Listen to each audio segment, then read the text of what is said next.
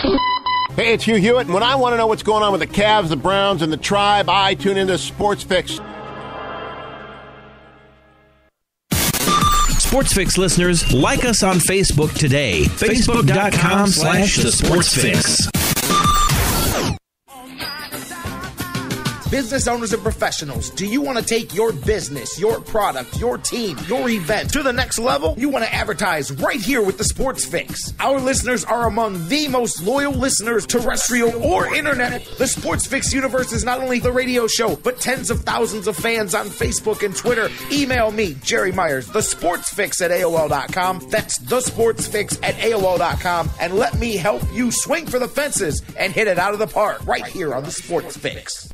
Portions of the Sports Fix brought to you by Harry Buffalo. Catch every UFC pay-per-view live in full HD at Harry Buffalo North Olmsted, just outside Great Northern Mall. Harry Buffalo. Join the herd.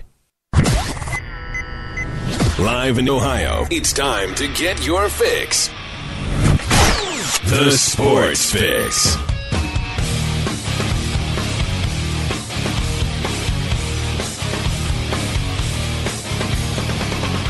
And away we go, off and running another week, another month here on the Sports Fix, man. About to flip the script on that March Madness. Man, we're left with the month of April. We're left with the Final Four. We're left with 1 week, baby. 1 week, 7 days from today, baby. Opening day, Cleveland Indians baseball. There was a ton of great stuff going on this past weekend. It was a fun final sports weekend of March. All kinds of things, man. There was a little wrestling show last night. Ronda Rousey showed up. Hey, you know me, man. I love me some Ronda Rousey, man. You put all my favorite things together over the weekend here, man. It was a good weekend. Notre Dame, Cleveland got a run. Cleveland got a run at it, that's for sure. Almost saw history in the making. Instead, maybe we're a piece of history that was made. We'll see. We're going to talk about all of that here. We're down to 4 teams from 68 left. 3 of them number 1 seeds. And then there's old Sparty, man. Still finding ways. Tom Izzo finding ways. Man, imagine how different things would have went in 2010 if Tom Izzo had ended up being the coach of the Cleveland Cavaliers, as almost happened around that time. Remember the whole LeBron wouldn't talk to him and he just wasn't sure, so he decided to stick with the sure thing, man. But Tom Izzo was the man. And man, that Final Four, Duke, Michigan State, I had that side right. I knew the 2 teams I ended up being right there, but Wisconsin, Kentucky on the other side. Guys, we've got all of these things to get into. We have got football, basketball, baseball news, Ray Farmer news, got all kinds of stuff. Indians down to maybe just 1 spot left on the roster here. Who's going to get it? Dan Wismar is going to join us today. We got all of these things to talk about. I'm feeling good. I don't know about you. If you're not, you're in the right place because we're going to take care of that, man. Let's rock and roll and let's get rolling and do this. Welcome in, you guys, to the Sports Fix here.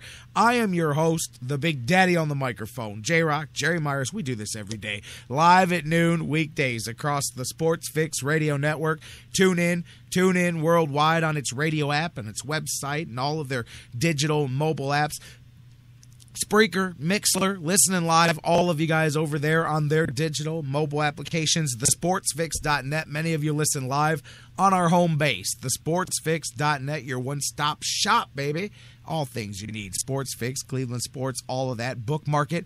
Welcome in as well, as we do every day, the thousands of you guys that are around the world, all over the place, listening 24/7 on digital delay, on iHeartRadio, the world's largest internet radio provider, on iTunes, on Stitcher Radio, on CarPlay, SoundCloud, all the places you guys do the thing. Get the feed. Get your fix. Thank you so much for doing that. And hey, you know what? Maybe a few new ears this week will be getting their fix. And well, you know what? I don't even got to wait till later. You know, you guys know we talked to my man Vince McKee on Friday. Always a pleasure to have Vince on the show. Talked about his new book, LeBron James, Redemption of the King. Dropped the news, Sheridan Hoops this week, focusing a 5-day series on that book, which is pretty cool. Really good exposure for Vince. Millions of eyes will be put across that. Well, I got hit up over the weekend. Apparently, Chris Sheridan listened to the segment on Friday, and he enjoyed the interview with Vince so much and decided to put it up on his website. I was contacted and had to send out the individual clip of the interview, and sure enough, it was posted up there yesterday. So who knows? Through the grace of technology and some advertising there in a good word of mouth, maybe this week some new ears will be coming across listening to the Sports Fix. If that's the case, welcome in to those of you guys as well. Go check it out if you get a chance. SheridanHoops.com. Day one is up of Vince's 5-day series. It's pretty cool, and I just took a look right before we went on the air. Of course, I've already read the book, so I know what the articles say. But each day, it appears the link will also be embedded from that interview. So every day, another opportunity to perhaps expose some new ears to the Sports Fix. So hopefully some new basketball fans come joining us here over the next 5 days, and as well, hopefully it works out well for our buddy Vince McKee. But that's pretty cool stuff. So maybe some new ears coming across the Sports Fix Radio Network. However you do it, thank you guys for doing it. And as I say all the time, or maybe you're hearing it for the first time, be a part of the show. There is no Sports Fix without you guys. Whether it's on the phones, whether it's on social media, do the thing. Facebook, Twitter, all of that. 216-539-7535 is the number to call. 216-539-7535. Remember, if we're not taking calls live, you can still leave your take, and we will play it at the next opportunity. 216-539-7535. Don't want to use the phone? Can't use the phone? Maybe you're streaming us on your phone.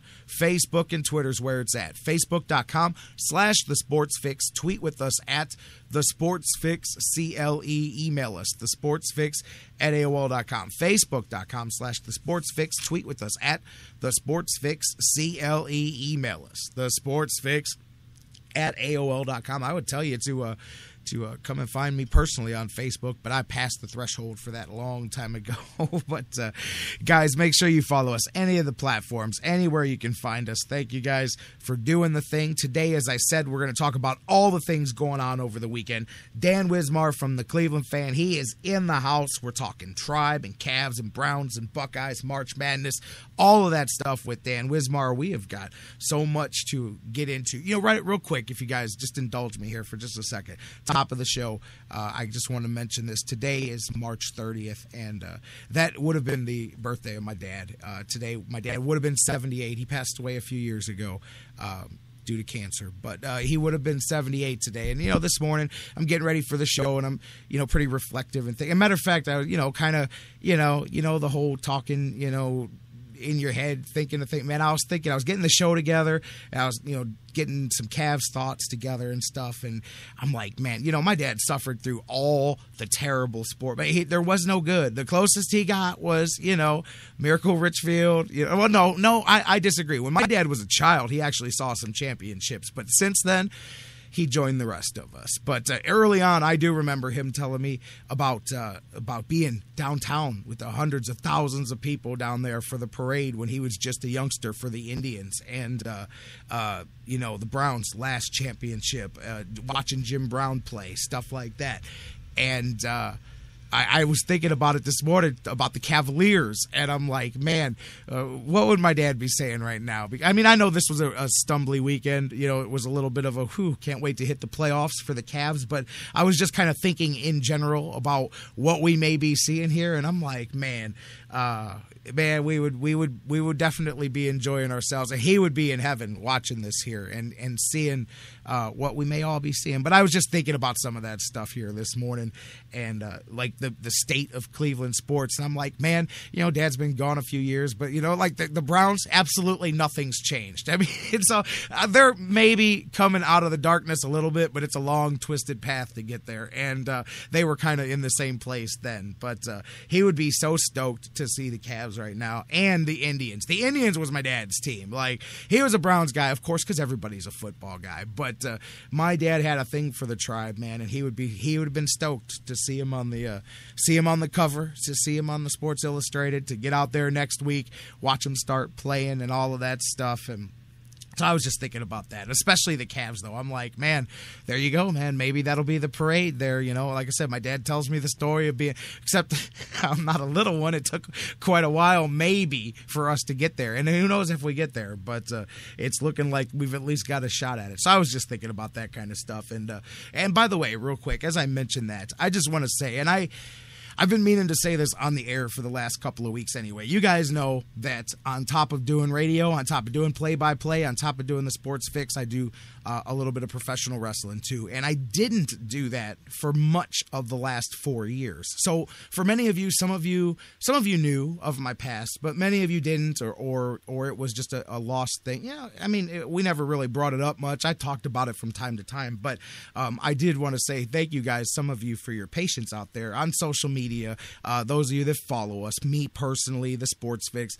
I've definitely I've been catching up with the past, if you would say, over the last few weeks, as far as getting a video resume out there, because as many of you know, I mentioned it on the show. I got back into training, started doing the whole making a comeback thing. I just wanted to thank some of you guys for your patience with that, because I've definitely been flooding the social media. I've definitely been putting it out there. Like I said, trying to make up for lost time, trying to catch up for some things, trying to hit the ground running. But I just wanted to thank you guys for your patience on that, because I get it. Some people love it. Some of you guys go, man, I think it's so great that you do that. I love wrestling. Some people are like, well, I don't really care for wrestling, but I love the Sports Fix, or I like you, so it's all good. And then some people like just are pretty nasty about it. And I'm like, but wait a minute, you like me, right? Oh yeah, I love you, man. I just don't like, well, I try to explain to people that if you like me, you like the person I am, the type of programming I do, the type of anything, whatever it is.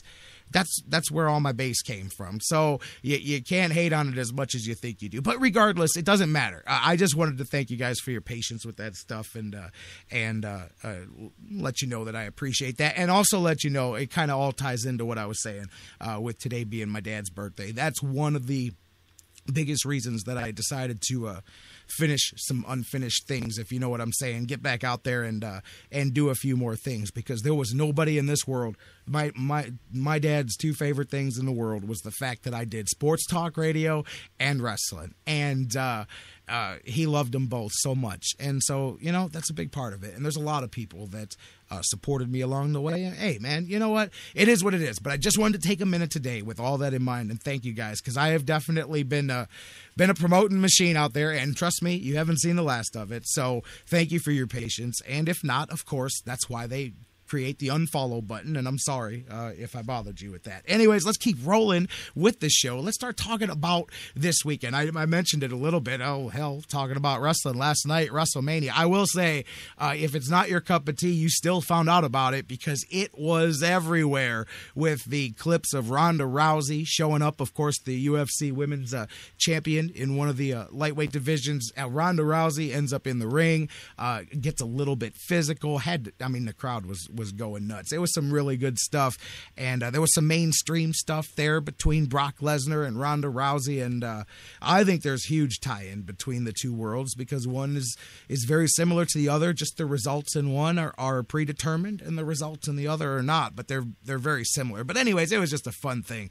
Good stuff. I was texting Doug Plagans about it here just a little bit ago from the Lake Erie Monsters, but all over the news here, big stuff all weekend. Like I said, huge stuff. Looking at the basketball, we saw here Kentucky. Boy, was that a tale of two games for Kentucky, and two different worlds for them. Of course, the first one we talked about it a little bit. Oh, Daxter Miles may have been better served to just son. Sometimes the less said the better, man, because he went out there and said they don't play hard. Kentucky, he said we're gonna beat them. He said they're gonna put a 1 on the. Well, no, that was one of the most lopsided beatdowns probably in tournament history. It's definitely that was a nasty one there. Excuse me. And so from there, you come into the next one and people are like, okay, man, are these guys going to have a challenge? Are they going to have a tough fight? Are they going to have, well, you ask and ye shall receive. And it happened right here in Cleveland. That's what March Madness is all about. That's the definition of this tournament, of sports, of all of that. It's college sports, as much as it gets taken out from what it used to be to what it's become now. Man, Notre Dame, a stop, a bucket, anything there in the last 30 seconds, and they create history. They upset Kentucky. They gave it a run, man, and you've got to credit Kentucky. Kentucky showed how they can win I mean, really, you saw both sides of it. They can beat you in a good, hard-fought, down-the-stretch game, or they can run you right out of the building, as we saw in the first one, man. I mean, really, a good example. They make believers. I'm sticking with Duke just because I'm stubborn and I'm sticking with my bracket's original pick. But, man, they made some believers out of me this weekend because I've spent the whole tournament just waiting for them to get knocked off. And instead, now I'm going, man, who is going to do it? Can Wisconsin do it? I don't think so. I don't think Wisconsin can. But don't ask me. We've already established this. I'm second to last in our bracket challenge this year. But by the way, Adam Spear, he's still in the top couple thousand, and he got 3 of the final 4 teams. So we'll see if how he finishes this coming weekend here, but he's still way up there at the top, representing the Sports Fix in the tournament challenge. But I think Duke and Kentucky. I think that's your national title game. But man, Tom Izzo, I mean, like I said, he keeps finding a way to get there. Lowest seed of the 4, of course. The other 3 teams, number 1 seeds to make it to the Final 4. But there goes Coach Izzo getting his squad there once again. Duke, Michigan State on one side of the bracket, Wisconsin, Kentucky on the other side of the bracket. Should be an excellent setup for the Final 4 here. I heard the stat while I was doing the news, and doggone it, it just slipped out of my head. But I know for a fact that these 4 coaches have more Final 4 appearances than any grouping of 4 coaches in the history of the tournament. So that'll show you the pedigree of the guys on the sidelines in this one. I mean, that's a nice quartet of coaches there at the Final 4. Big-time coaches, big-time tournament. You've got a big-time storyline and the history perhaps unfolding right in front of us, man. But tons of stuff. Like I said, you had the fantastic middle weekend of the tournament because, you've got the tournament's in 3 stages, man. The first weekend is just an absolute hoop junkie overdose of basketball. It's just running out the veins. There's so much you can't even keep track of it. And then that middle weekend is still a large group of games. 16 games or what, 4? Yeah, 12 games over the weekend. Anyways, but they're quality because now you're down to that middle part. You've still got some quantity, but now you've got quality mixed in, and then you've got the final weekend, which is the big, Final 4, and then the championship game. So it's 3 completely different stages, and that's why most coaches break it up into like mini tournaments. You got to come out of each little bracket instead of looking at the big bracket there. But this is going to be a good one. We've got a lot of time this week. I'll talk to Dan Wismar here in a little bit, his thoughts on that too, because it's going to be a good one here, and you've got some very familiar names there in the Final 4. So it's some good basketball. Cavs too. Oh man, I'll go for a minute. I need to take the break here in just a minute. Cavaliers. I know a lot of people a little coming out of this weekend a little bit shook, I guess, about the Cavaliers, a little bit like, hey, man, what happened this weekend? What happened this weekend is the Cavaliers coming out of that run of all of those road games, that streak. And plus, they've played pretty much the equivalent of every other game for the last 30 days.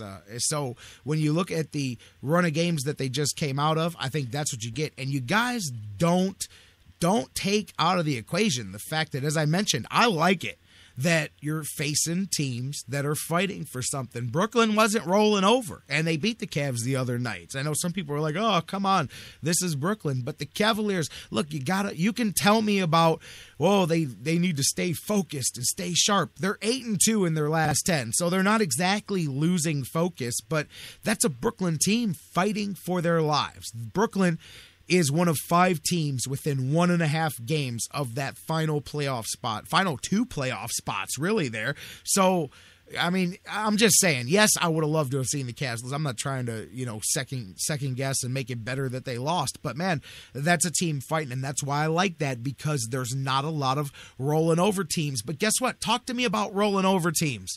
When Philly Talk to me about that Philly team. Remember, Kentucky can beat Philadelphia 7 days a week. Remember, people were saying that just a week ago because that sure didn't look like a team. And look, the Cavs are, as I said, a team down the stretch, trying to stay focused, trying to stay, number one, trying to stay fresh, too. They're getting banged up. Yesterday, they had a couple of injuries in that game. That's why I'm glad we've got 2 days to rest here before they get back at it. And they get a little bit more rest heading into the playoffs here down the last, 7 games of the season that the Cavs have remaining, man. But that was a dogfight for them yesterday, too. They came out of it. And there's many people that hit me up and said, man, that come out with a 1-point win over Philly at home. Come on, man. What kind of playoff team is this?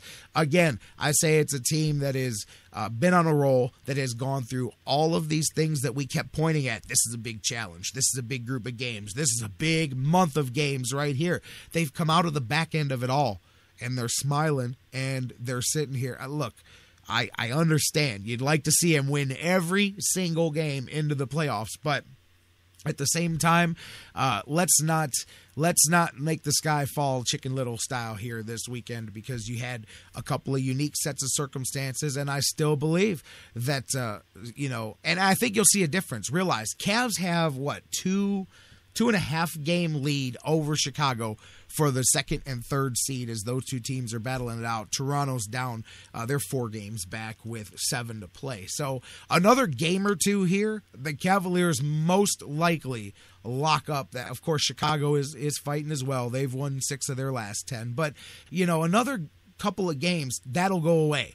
One way or the other. Unless the Cavs go in a little mini spin and then they have to fight it out. But that's a worst case scenario. Few games here. Hopefully the Cavaliers lock up that second spot, and then you can really get a couple extra bits of rest there for your main guys. Love is back. He said he's fine. He was walking around after the game, but you got those make you take pause. Shumpert rolling his ankle like he did. Got to get an update on him as well here as we roll through this week. But those things make you take pause, because you look at a game that, look at that game. 18-55 coming in Philadelphia. How many people looked at that game as meaningless? How many of you even watched that game? I know some people. I'm not saying nobody did, but how many people even watched that game because they thought, wow, this is nothing. This is the worst team in the second worst team in the East. And by the way, who saw that coming? I saw Philly being the worst. Who saw New York being worse than them?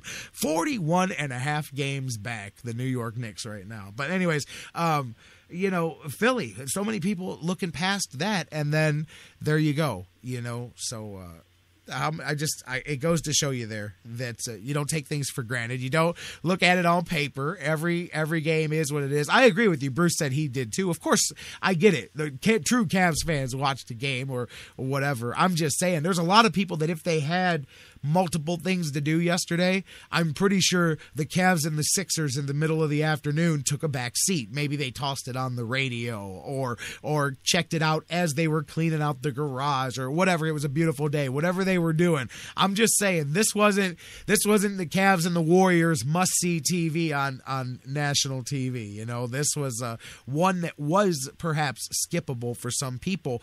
And regardless, even if you watched it, it was a put the win in the win column and let's get out of here. Meanwhile, you almost lose, guys. That's the scary part about these games, and you just want to hurry up and hit the fast forward button and get to the playoffs, because like you saw there, boom, a game that nobody's even focused on 2 minutes ago all of a sudden has got a big focus, because if it's the game that loses the guys, heading into the playoffs, then it becomes the most important game of the season. All of a sudden, had you lost guys for a playoff run, Philadelphia becomes the most important game of the season in hindsight. But anyways, Cavaliers get out of there, and now they've got a couple of days to rest here before they get back at it. Really, no reason to panic, although I know this weekend people are like, oh, what happened? The Cavs, they lose to Brooklyn. They almost lose to Philly. Oh, no, gloom is doom. Again, keep things in perspective, and let's see. Let's get to the playoffs, and let's see what happens. But I go back to this, and I'll end it with this. One thing that I think Eddie Jansen, John Knight, a bunch of us have mentioned, Mike Brandenberry, and I definitely keep going back to it, is if you're following this Cavs team, and if you've been with them all season here and seen what they got, I think what we've all agreed on is that this Cavs team has a switch that they haven't flipped yet. They have another level that they can and will go too, and that's what I'm looking forward to seeing when they hit the playoffs and can go full throttle at that level, knowing that each game it's lay it all out there, and and that's the other thing too. Keep that in mind. There's guys are trying to get to the end of this season. Cannot wait until we get into playoff mode. Cavs flip that switch. Hey, maybe I'm wrong. Maybe you guys will point back and go, see, that weekend in Brooklyn and Philly, that really showed you the weaknesses of the Cavs. I disagree. But it doesn't mean that these games are any less important because of the injury factor. And, again, I like it. They keep you sharp because you can't roll over here. You can't go into the playoffs on an 8-game losing streak either. But they didn't lose them both this weekend. Came out, got that win yesterday. It was tense. It was taking it. I'm like, come on, guys. Finish this thing off. All right, man. It was a tough game. Let's get out of here with the W, man, and go home. And they did. They found a way to get it done. And guess what? That is important come playoff time, too. Because sometimes you blow them out, sometimes you get blown out, sometimes it comes down to the buzzer, and you have to find a way to get out of there with the win. And it doesn't matter if you won by 50 or if you won by 1. It doesn't matter as long as you get the W in the playoffs. So we'll talk some more. Let's see what Dan thinks about things over the weekend, too. I'm going to take a break here. When we come back, let's talk a little bit about a lot of things. When we come on back here, the Browns, the NFL, expecting some punishment to come down. Could be as soon as today or tomorrow on Ray Farmer, the Atlanta Falcons. Let's take a break, come back, open up the phones, 216-539-7535. Let's keep the conversation rolling. My man, Dan Wismar from the Cleveland Fans, going to join us here in a little bit and so much more. Don't go anywhere. We're going to open up the phone lines momentarily, 216-539-7535. When we come back, we're talking we're talking Browns. We just got done talking Cavaliers hoops. I got the phones ringing in the background. I'm going to answer those when we come back on the air. You're listening to the Sports Fix.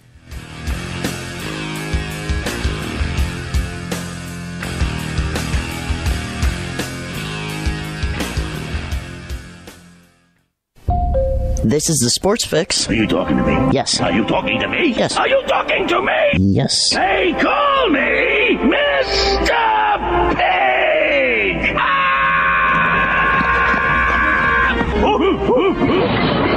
We'll call you whatever you like, as long as we can call you a fan of the Sports Fix.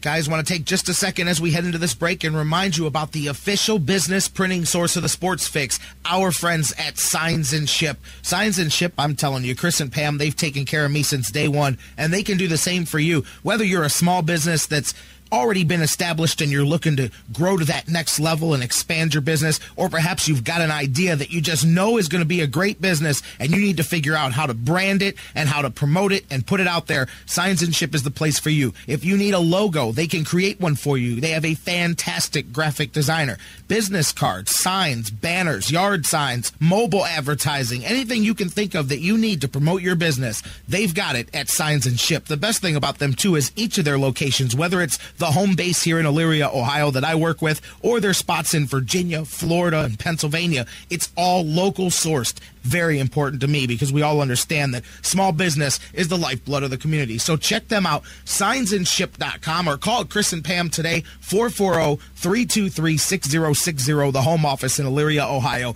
Signs and Ship, quality printing at affordable prices.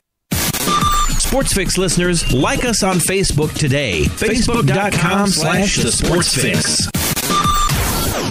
How to be a great dad in 15 seconds. Bike ride, go fish, walk in the park, phone call, milkshake, play catch, picnic, fly a kite, tell jokes, laugh, talk, read a story, tell a story, bumper car, swing set, bowling, pillow fight, cut loose, stay tight. Whew. Because the smallest moments can have the biggest impact on a child's life. Take time to be a dad today. Call 877-4DAD-411 or visit fatherhood.gov. Brought to you by the U.S. Department of Health and Human Services and the Ad Council. Fantasy sports lovers, you put so much time, hard work, and effort into playing week to week that it quickly stops being a fantasy and starts getting real. And when the smoke clears, you want to show off those victories with a real prize. I mean, a really real prize. Nobody does that like Fantasy Jocks. The crew over at Fantasy Jocks have beautiful, high-quality, and heavy-duty championship belts, rings, trophies, and so much more for all your fantasy sports needs. There's literally only one place to go. FantasyJocks.com.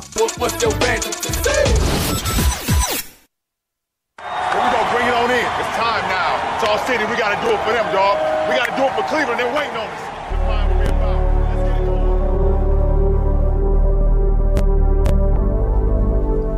Every single night, every single practice, every single game, we got to give it all we got because they're going to ride with us. Everything that we do on this floor was because of this city.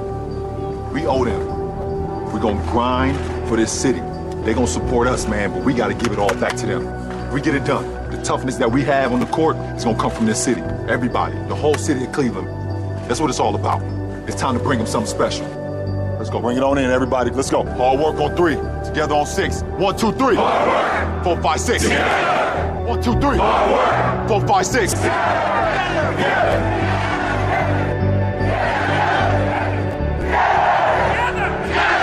It's all us. Cleveland on 3. 1, 2, 3.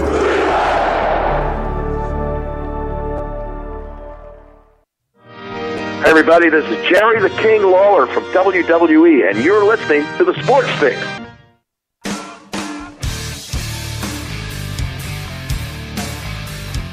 Welcome back to the Sports Fix live across the Sports Fix Radio Network. J-Rocc back with you here as we roll on. Next segment, Dan Wismar getting ready to join us here. I'm going to crack open the phones. I love talking to you guys. Jim hit me up in the break. He goes, you're talking about Ronda Rousey. He said, I thought your girl was Jessica Ai. She is. They're both my girl. Let me tell you, what's going to happen, I don't even know. When Jessica knocks out Miesha Tate and Rousey and Jessica meet towards the end of this year, because I'm telling you, it's coming.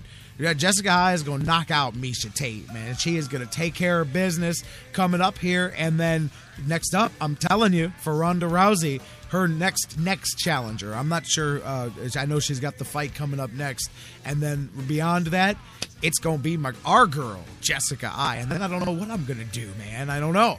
But you can't lose in that one. Let me just tell you there. Ronda Rousey versus Jessica Ai. Nobody loses in that one. But it'll be interesting. But yeah, you're right. That is my girl. They're both my girl. But anyways, welcome back in, guys. If you want to talk to me on Facebook, on Twitter, like Jim, Facebook.com/TheSportsFix. Tweet with us at TheSportsFixCLE. Email us, TheSportsFix@AOL.com, or you can call 216-539-7535. 216-539-7535. I've got calls in the queue now. I'm going to go to the phones here momentarily after we talk about, now I was glad to get confirmation here during the break on this.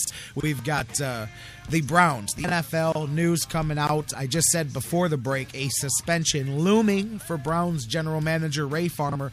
The NFL makes the announcement official, or at least the word is out. I don't know if it has been officially spoken from the mouths of the NFL, but it is going to be a 4-game suspension for Cleveland Browns general manager Ray Farmer. Many people, myself included, thought it may be a 2-game suspension, but it's a bit harsher here. A full quarter of the season suspension for Ray Farmer. Now, many people already wondering, how does that work? How do you suspend the general manager for a football team? You've got the draft upcoming and all of that. Now, obviously, those things aren't affected because that would put a franchise at a severe competitive disadvantage. Now, that you cannot do. But the suspension begins on midnight of the Sunday of the Browns' first game of the season, and Farmer will be suspended for the first 4 games of the upcoming Browns season. During his suspension, he can have nothing to do with the team. So obviously the Browns have the next few months to get things in order. And it's not the first time this has happened. Remember, New Orleans had to deal with stuff like this. They had their coach and their general manager in trouble. So you have to just set up a circumstance where everybody knows who answers to who, and somebody will have to handle the day-to-day duties of Ray Farmer during those 4 weeks. Because it's not, some people go, hey, nudge, nudge, wink, wink, he's still, no, it is not. If it turns out that he makes one phone call on behalf of the Cleveland Browns or anything, or answers one text message, all jokes included, that's big trouble. So Ray Farmer will have to be persona non grata. He is suspended from week 1 through week 4. Immediately after the game 4, he can return to duties. No midnight time limit. As soon as that game's over, Ray Farmer is back to work. Now, the good news for Browns fans is that while the team was fined $250,000, no draft picks were given up. So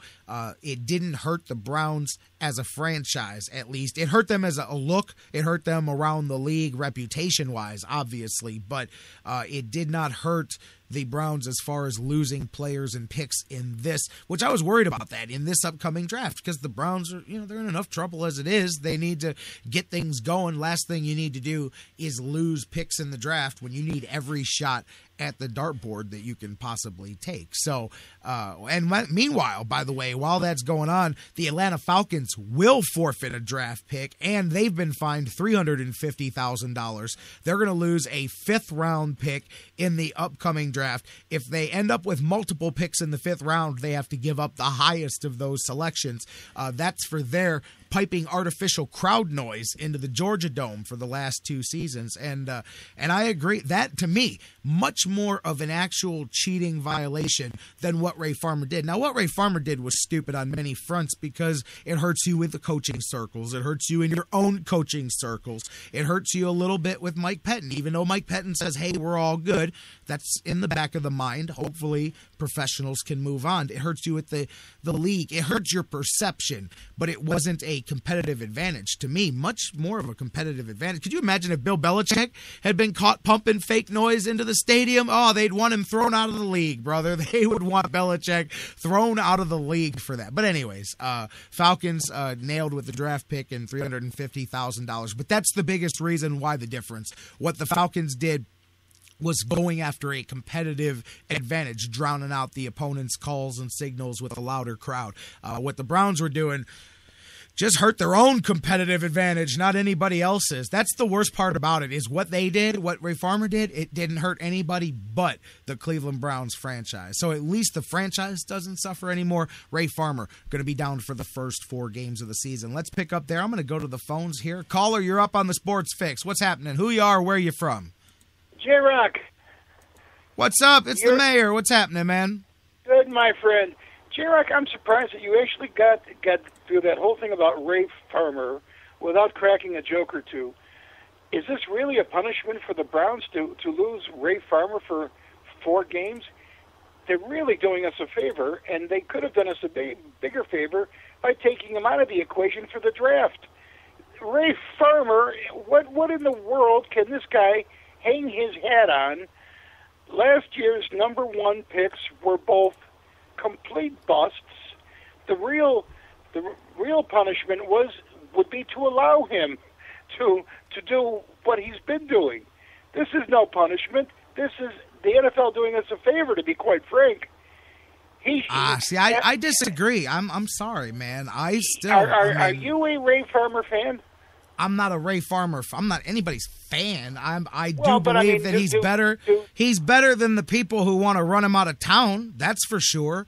He may not be all that. Listen, man, he botched, and I don't want to say he completely botched the first round, because I still believe that Justin Gilbert's going to develop into a decent cornerback in the NFL. That being said, he still did a much better job in the other rounds of the draft. When you take the first round of the draft out, you look at that and you go, oh, that was a decent job of drafting. How do you take the first round? Okay, that's fine. Okay, so then that's it. So then none of the rest of the draft matters. All it matters is what he does in the first round. Going in, we were going to lose Josh Gordon. Hold on. And he failed to draft I wasn't the wide finished. receiver. I wasn't finished. My point is, if you're going to say that, okay, how do you separate the first round of the draft? Point is if you pull 8 players out of a draft and 5 or 6 of them turn out to be good, I don't care what rounds you took them in, you still got 65% of your draft picks right. That's all I'm saying, is there's too much focus on what round of the draft people are taken. My point is that he's not. I agree. Listen, I don't think Ray Farmer is the best. I don't think he's even in the necessarily top third of the league as a general manager, but I don't necessarily think he's this stumbling, bumbling idiot that's just doing whatever he can do with no rhyme or reason. I believe that some people don't agree, and I don't agree with all of his philosophies either. But I do see how he's building this team, and I believe that when you look beyond the first round of the draft, I believe if Ray Farmer drafts for 2 or 3 years in a row, you guys can disagree with me all you want, the Browns will have a very solid football team even if you get stuck with some busts like Johnny Manziel along the way. How could he overlook a glaring? Helen Keller could see we needed wide receivers, and yet he failed to even land one in the draft. I agree. He was then relegated to Miles Austin, who really was a serviceable wide receiver. But what I'm saying is he didn't supply the quarterback, be it Hoyer, Manziel, or Shaw, with anybody appreciable to catch the ball. And that's the same thing going into this year. We could have the second coming of Jerry Rice. We could have the second coming of any all-pro wide receiver. There's nobody there to throw them the ball. It doesn't matter. How can you say they didn't address the wide receiver core this year? Because they did address the wide receiver core J-Rocc, the best they could. No. Matter. Because here's what I'm saying. No, Mayor, here's what I'm saying. I agree about the mess up at the top of the draft last year, and I agree about not addressing wide receiver last year. All I'm saying is one draft. One draft. Now we know the things you did wrong. We know the things you did right. We know what we like and what we didn't like. But all I'm saying is one draft. You have to let's see what he does again. You cannot. Let me tell you this. If people had thrown me off the radio for the things that I did wrong in my first year on the radio, I wouldn't be sitting here talking to you right now doing this show. That's 100% fact. All I'm saying is, now if you have a second draft in a row where this guy, and you go, what in the world? What happened here? What happened there? Now we go, okay, you know what? There's more. But I'm just simply saying that, and this is where I will give a few excuses. The switching of the regimes, all of that stuff happening in the offseason leading up to the draft. I want to see, and I think this is fair. I think we should all say this. I want to see how Ray Farmer approaches and attacks his first draft that he prepared for by himself. Because remember, last year, he didn't get the job until not long before the draft. Remember, they did the whole changeover. So a lot of his research, a lot of that scouting team was the previous one that was there. Now, I'm not saying this year is going to be better. What I'm saying is this year, they have their system in place, and he is in charge from beginning to end of this draft, from the scouting to the picking of the players. So let's see J-Rocc, what he does. You're going off on tangents here. Let me ask you a very simple question. Let me ask you a very simple question. Are you comfortable going into this season with Josh McClown, whatever the hell his name is, a journeyman backup at best, as the leader of this team? Of course not, but it doesn't matter. This season doesn't start tomorrow. Last I checked. Now, I will say, I didn't like the signing. I would have rather you kept Hoyer than McCown. But last time I checked, the Browns have 6 months until they play football. There is a draft. There is the remainder of the summer. Now, I don't personally think they're going to do anything, although my gut says Mariota may actually fall to the Browns before it's all said and done. I don't know why, but something is telling me that he may end up dropping all the way to 12. But it doesn't matter. This is not what our conversation is. The Browns don't start the season tomorrow. If that indeed does happen, does that not have the same aroma to Johnny Football tumbling all the way down? Obviously, if this guy tumbles all the way down to 12 or even 19, maybe some NFL people have some knowledge that, hey, he was good, he was a Heisman, but he's not going to be the pro that he was in college. Hold on, though, then, Mayor. What do you want the Browns to do? Do you want them to go into the season with somebody else, or do you want them to go into the season with what they got? Because there were no quarterbacks out there to be had unless you would have just kept Brian Hoyer here. There were no quarterbacks. No quarterbacks. Much as I had issues with Hoyer last year, and I did admittedly. But Hoyer is better than anything currently on our roster. I agree.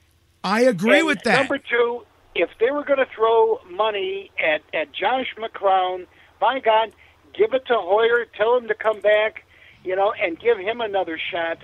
The only thing that I asked for last year was, let's see what Manziel can do. Well, we saw, albeit very short, brief periods, the kid, number one, as I said all summer long, when I was being persecuted.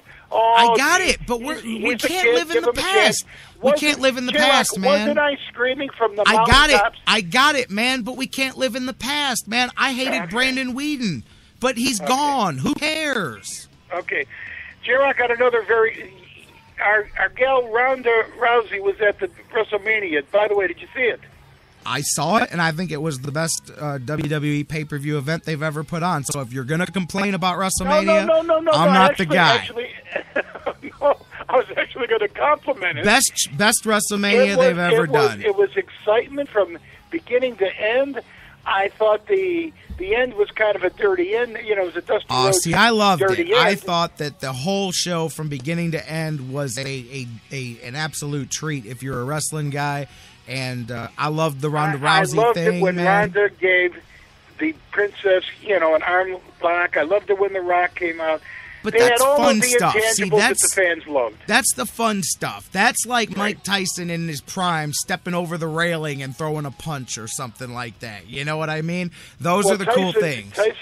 Tyson knocked out the Heartbreak Kid years well, ago. but he wasn't at his peak. No, I'm talking about what happened last night. That's the equivalent of Mike Tyson being in the front row in 1988 and jumping the railing and getting in the ring. I just thought it was fun stuff, man. Fun stuff. More Dana White, Vince McMahon kind of going, no.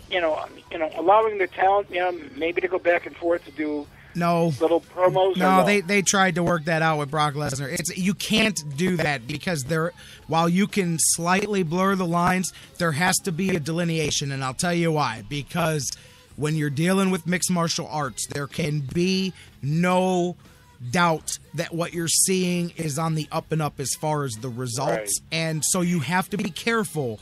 You can mix a little, but you do have to be careful because I got to tell you, I know guys personally. I happen to be friends with a guy named Dan Severn that can go out there and NWA World Champion. He's a former UFC champion, and he can go out there and have the best worked mixed martial arts match you'll ever see. It's completely the same as a wrestling match, but you would have no idea that it was not a legitimate MMA match that you were watching. That's how good some of these guys can be at working what they do. That people don't understand, Mayor, that pro wrestling, for all the people that don't understand it, MMA was pro wrestling until the day that they figured out that you can make more money when you control the results than if you let it go by random. And therefore, and I guess what? That's going to happen again to MMA. The day will come when there's a big scandal because two big MMA guys went out there and decided to put on a show, and the whole world fell for it. You watch. 10, 20 years from now, it'll be a big scandal. Do you think CM Punk is going to be a bust in who knows? How can you tell? How can you say anything? You've never seen the guy train.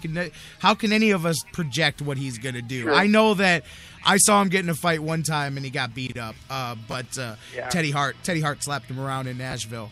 But other than that, that was 15 years ago. So who knows? Who knows, man? We'll see. It's a long time before he gets out there.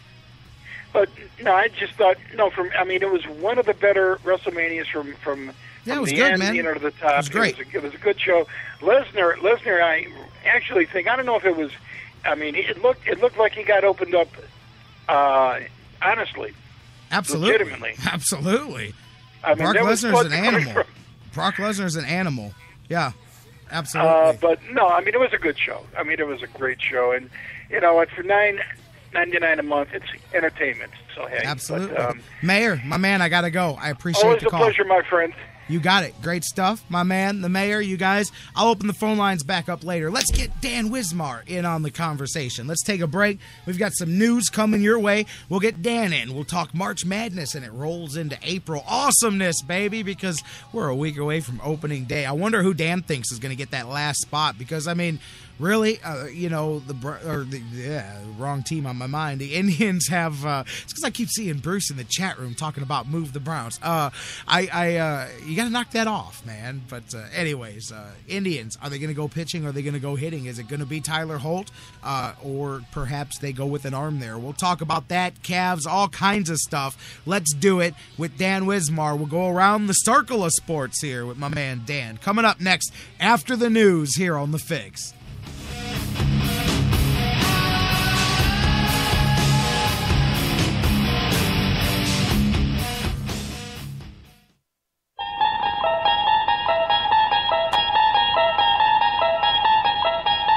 You unlock this door with the key of imagination. Beyond it is another dimension. A dimension of sound. A dimension of mind. You're moving into a land of both shadow and substance, of things and ideas. You've just crossed over into... The Sports Fix. We'll be right back. It's an addiction. The Sports Fix. We'll be right back. Today on Save on Taxes, we ask 100 people what costs less than filing your taxes with IRS Free File. A car seat. Oh, a pair of shoes. The correct answer is nothing. When you use Free File, you get brand name software, tax prep, e-filing, and help with the new healthcare provisions, all for free. So, did we win anything? Everybody wins. freefile.irs.gov. It's fast, it's safe, it's free. Business owners and professionals, do you want to take your business, your product, your team, your event to the next level? You want to advertise right here with the Sports Fix. Our listeners are among the most loyal listeners, terrestrial or internet. The Sports Fix universe is not only the radio show, but tens of thousands of fans on Facebook and Twitter. Email me, Jerry Myers, thesportsfix@AOL.com. That's thesportsfix@AOL.com. And let me help you swing for the fences and hit it out of the park right here on the Sports Fix. Whether it's an oil change or a new set of tires, Quick Lane at Valley Ford Truck has you covered for your car care needs. They're your neighborhood quick service experts. They also offer a low price tire guarantee. Choose from 13 brands, and if you find the same tires at a lower price within 30 days, Quick Lane at Valley Ford will refund the difference. 5715 Canal Road, right under the 480 bridge in Valley View. Come see why life is better in the Quick Lane. QuickLane.com/Valley Ford Truck. Portions of the Sports Fix brought to you by Signs and Ship, the official printing source of the Sports Fix. Locations in Ohio, Pennsylvania, Virginia, and Florida. Find out more at signsandship.com. News break. Good morning, I'm Bob Picozzi. Among them, the four coaches have combined for 25 Final Four appearances. That's 5 more than any previous Final Four coaching quartet. It will be the 7th appearance for Michigan State coach Tom Izzo, who wasn't at all sure his Spartans would get to Indianapolis. I'd like to tell you that I thought 5 different times this year that we're good enough to get to a Final Four, but I'd be lying to you. I can't even say I did. I just wasn't sure we had enough size, enough talent in certain areas. Michigan State, a 7th seed, will meet Duke in the first semifinal on Saturday night. 38-0 Kentucky plays Wisconsin in the nightcap. Yahoo Sports is reporting that Georgia State junior R.J. Hunter will enter the NBA draft. He made a game-winning shot in a second-round win over Baylor. In the NCAA women's tournament, top seed UConn can advance to a record 8th consecutive Final Four with a win tonight over 7th-seeded Dayton in the Albany Region Finals. 7 Eastern time on ESPN. When the Red Sox open their season next Monday, Edward Mojica will be the interim closer. Koji Uehara won't be ready after feeling a twinge in his hamstring during a throwing session on Saturday. It's the 2015 Dick's Sporting Goods Golf-a-thon event, now through April 18th. Great deals on the hottest golf equipment and apparel. Get to Dick's now or shop online at Dicks.com. Every season starts at Dick's.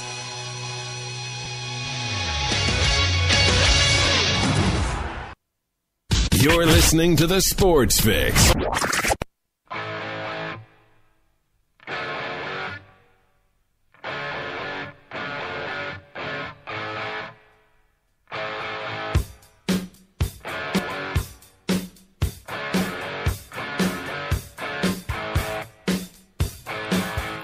Welcome back to the Sports Fix as we get ready to kick off hour 2. Just a few minutes ahead of it here. No worries, because we're going to be talking for a minute. My man, Dan Wismar, getting ready to join us. We've got a lot to get into, a whole weekend of fun stuff to talk about and look ahead to and all kinds of stuff. Guys, you keep the conversation rolling as we get back to the Sports Fix. J-Rocc with you here. Roll with us on Facebook and Twitter. Facebook.com/The Sports Fix. Tweet with us at The Sports Fix CLE. Email us, thesportsfix@AOL.com. Dan Wismar going to join us here. Matter of fact, let's cut through the pageantry here. Oh, by the way, as I hit the break there, Dan sent me a message as I'm checking my email. I'm like, yep, sure enough.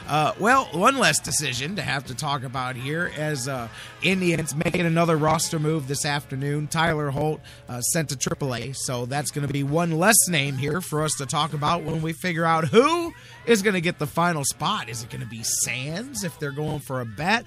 Are they going for an arm? I mean, who's in play here? We're going to talk about that in a minute, but Tyler Holt, I thought it was going to be Tyler Holt. I said it's either going to be Austin Adams or it's going to be Tyler Holt. So I guess maybe they're going to go with the pitcher, but we'll see. I don't know about that because you only need McAllister. Now that the starting rotation's set, you're going to have time where he's going to drop into the bullpen there for a minute, most likely, based on the way the beginning of the season goes. Maybe.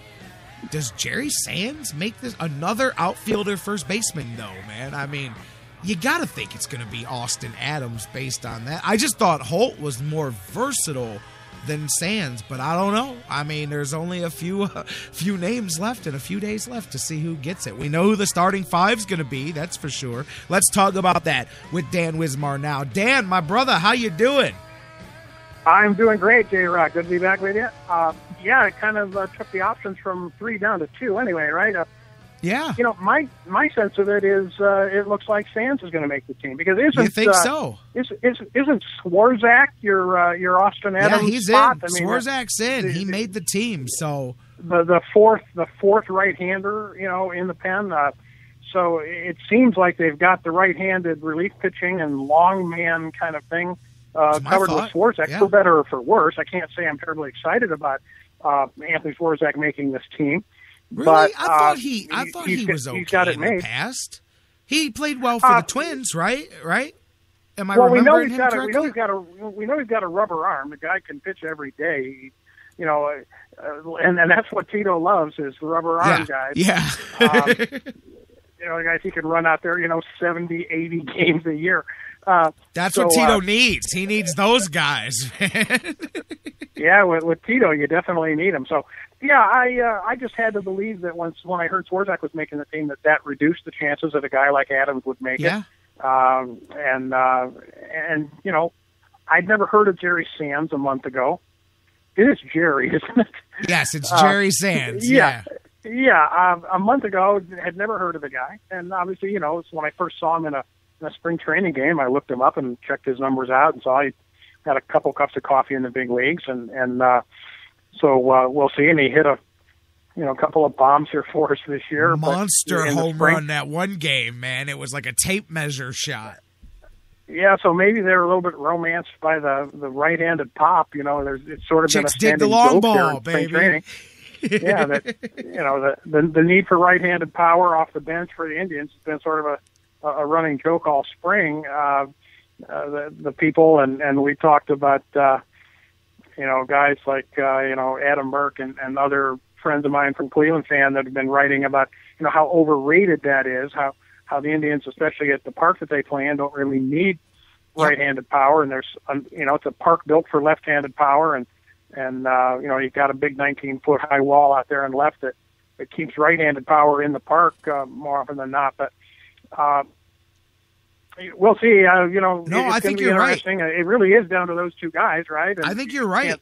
No, because to be honest, there's a few more guys that have not been sent one way or the other. I think you're right about Adams. I think Swarzak has to be has to close the deal there, man, especially when you've got the versatility of McAllister, because he can spend half of April working in the bullpen if you need him to. So I agree with you, but is it going to be Sands? Because what about obviously Aguilar's still in the mix. There's a guy that could be in there, and Martinez is another guy. I'm just saying they're still left in the equation. I think, man, I would think if it's, I don't know. I like Aguilar, but you're right. The right-handed side, maybe with Sands. I thought Holt, if you're looking at those four names right there, I would have picked Tyler Holt as the no-brainer to make it. So I don't know. Does a guy like Sands jump past your own guy that you've been developing, like Aguilar and Holt and those guys? I guess maybe, and of course Aguilar, he's had a good spring. He's shown the stick that we've always sort of hoped he would develop into.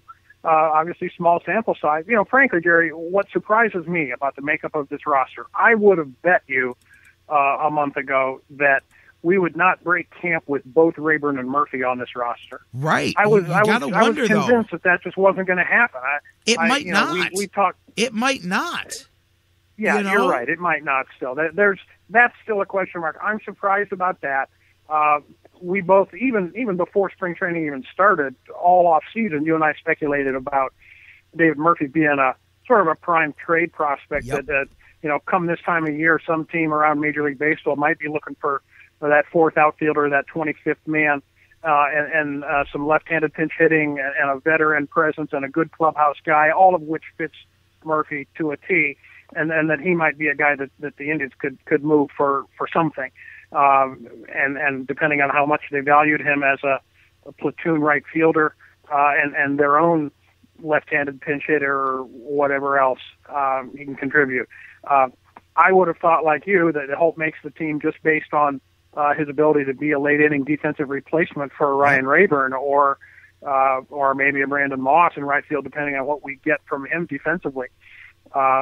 So, again, that's a little bit surprising, but more surprising to me is that looks like they were pretty much content to go into the season with the same Rayburn-Murphy platoon situation out there, even though they've added Brandon Moss to that right field mix. So I kind of just don't get that. I don't get what the thinking is, unless Tito just values the veterans way more than some of the rest of us do.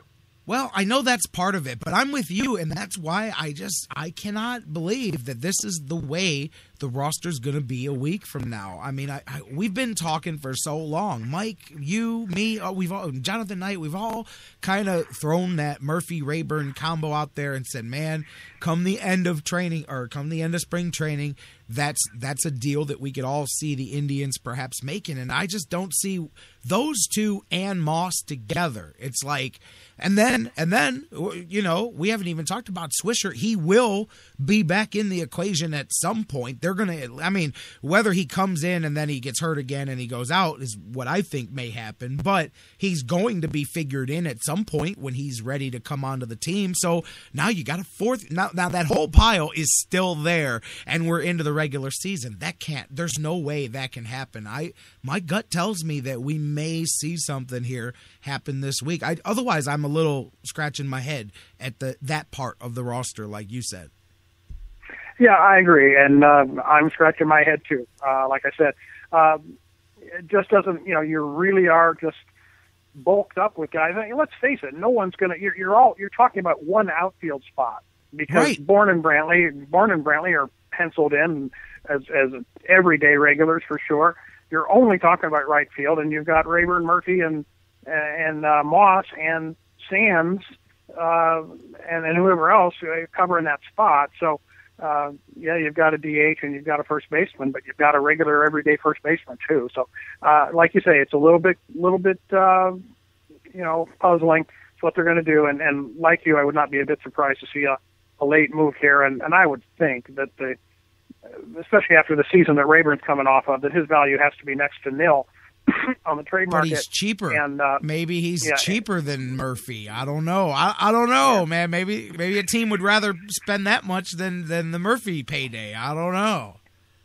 Yeah. So I still think that Murphy would be the likely guy to go out in the trade, and maybe then Tyler Holt's just a phone call away after all, and they do like him, and he had a pretty decent spring. Whether he's ready to be a real contributor on a major league roster, yet to be seen, but he's shown pretty well in the latter part of last season and this spring. I'll tell you what, while we're talking about some of these different things, before we get into the pitching staff, I wanted to mention something, and it was something that I think Jeff Gorman and I may have been talking a bit about last week. I know there's a lot of concerns injury-wise with Jason Kipnis and all of that, but man, look at his spring. You would think that Jason Kipnis has had like this terrible spring. He's been hurt the whole time, and all the sky is falling. And you look at what he's done when he has played, and you go, man, Jason Kipnis is primed for a big season, man. He looks like he's ready to get out there, hit the ball to all fields, hit with some power, hit with some authority like he did when he was going strong. And I don't know why some people don't talk about that. Some people, you would get the feeling that Jason Kipnis has just had this lunker of a spring and that we're getting ready to carry this albatross into the season. But if he stays healthy, I think Kipnis is getting ready to have a nice little season. Well, sure. There are positive signs, and I think people were maybe a little bit thrown off by when he ended up sitting out a couple of days with some back spasms. It was sort of like a little bit of oh my God, here we go again, sort of a thing with some different nagging things with him. I'm sure you saw Terry Pluto's piece over the weekend about it, and Pluto's excited about him, and you're right, he hit the one bomb over the weekend here that helped them win a ball game, and if he's back to being 2013 Jason Kipnis, and everybody's going to be ecstatic about it. I like the fact that he came in 10 pounds less than he played at last year. He said he played at 210 last year, and he's down to about 200 now. So, that obviously didn't help him last year, and may have contributed to his stiffness, muscle tightness, or oblique injury or whatever. Who knows whether it contributed to it or not? But he didn't look like he had the same flexibility, and he's never had great range at second base. Never been a great second baseman. But what he does do is he doesn't botch a lot of routine plays, and he's going to make the routine play for you. But he was slowed last year, and obviously just had kind of a wasted season. But sure, you can even see him. I've always advocated moving him down in the lineup, and I don't know whether Francona's plan is to have him hitting seventh. It seems like he's a sort of an ideal seven hitter. But if he's the Jason Kipnis of old, you could see him back up in the two hole again, and move Ramirez down. Let me ask you. Remains to be seen how they'll deal with that. I want to ask you about Kipnis, since we're talking about him a little bit. I mean, where are you? Because I know you and I got friends that would do the advanced metrics, and they're into that stuff. And I know that's a fan base that's heavily anti-Jason Kipnis. And there's that portion of Indians Twitter that just can't get behind Jason Kipnis at all. Where are you on him, man? Because I think he's a guy who's had some bad luck here, some injuries and some things like that. But I think he's exactly what you thought he was when you liked him. I get the frustration, but I think that Jason Kipnis is still a solid core piece, and I still think that he has a hell of a future in front of him. Oh, I agree. And if your second baseman is going to hit 15 homers and hit 280, or what was it, 284? I think he hit in 2013. If you've got a 284 hitter playing second base for you, you're doing great in Major League Baseball. And so I'll take that all day and twice on Sunday out of the second base position. And like I said, he's not going to make you forget Robbie Alomar or Robinson Cano playing second base defensively. But he doesn't kick the routine ball. I mean, you're not going to see him pulling his dribble on the routine grounder very often. And poor Asdrubal. Did you just turn him either way? But the other thing I like about him is sort of the gym rat in him. Sort of the dirt ball, whatever you want to call that guy that plays hard and plays with emotion. The dirt bag, dirt bag, whatever it is. Yeah. So I like that aspect of it. I think we all can sort of relate to that. We want to see guys like that on our team. And bottom line is that there was a couple-month period there, 2013, where he literally carried the team for a couple of months early in the season, like May, June, if I recall. He was just on fire. Now, obviously, he cooled off, but still, all you got to say is 284 and what was it? I don't know, 13 to 15 homers somewhere in there, and close to 80 RBIs. I want to say. Anybody that's getting that out of their second baseman is happy with that level of production offensively. Those of you that have given up on Kipnis are crazy, in my opinion. Oh, I got to rewind for a second. Poor guy, man. Listen, maybe I'm one of the only ones left that remembers when Cleveland loved Asdrubal. Did you just turn Asdrubal into a verb? Did you seriously? I think I really did make a verb out of that. He has dribbled the ground ball. Yes. Yeah. Oh, come on. Was it that bad? We do turn on it. We do turn on our former players a lot in this town. There's no doubt. But and I was, I wasn't as Drubal backer. We stole him first of all. He didn't pay anything for him. It was almost as big a heist as the Omar Vizquel heist of the Seattle Mariners. But when he went, and the people would complain about his conditioning, and people would complain. What got me was the 13 errors before the All-Star break last year. He stopped being a reliable defensive player. I agree. And, I agree. I agree. That when your shortstop stops picking up the routine ground ball, then your fan base is going to sour on him in a hurry. So I shouldn't judge Asdrubal by the first half of last season, but unfortunately, we you bear the imprint of the last guy to sit on, whatever. The most recent memory is the one that you keep. For those of you guys that know me, I'm a big fan of the movie Kingpin, and that's it reminds me of that, where the lead character, he was a good guy gone bad, and his name became a verb just like that. His name was Munson, so it became you don't want to end up Munson out in the middle of nowhere, because he was a guy that had this bright career and then went into the abyss with it or whatever. So, but it's a big joke, and so I always laugh when people turn someone's name into a verb. You're right, though. I'm not saying that the fan base was wrong for going get this guy off of my team, because he definitely, when you lose the ability to ground the ball at shortstop, as you said, I don't know what value you retain to the game of baseball. I'm just saying, in a game that requires you to pick up the ball with a glove and throw it with an arm, I don't know what you can do at that point if you can't do that. So I agree with you for sure. Well, it is interesting too that certain people we forgive. Talking about guys that had a miserable first half defensively last year. Yan Gomes, comes up in April last year. He's throwing the ball all over the yard and making just terrible, ill-advised throws and throwing to bases when he didn't need to, and throwing the ball into the outfield, and we made all kinds of excuses for Yan Gomes, and there were some legitimate ones, maybe, that you just signed a big contract and maybe pressing a little bit too much, but the bottom line is the fan base loves Yan Gomes, wants to see him succeed, and so we're willing to write off his defensive lapses early in the year, and obviously he straightened it all out and played much better from June on, May on even, really. His troubles were pretty much concentrated in the first 6 weeks or so of the season, if I recall. But he's forgiven, and Asdrubal, we wanted to run him out of town, and I don't know why that is. Maybe just we pick up on attitudes and things like that.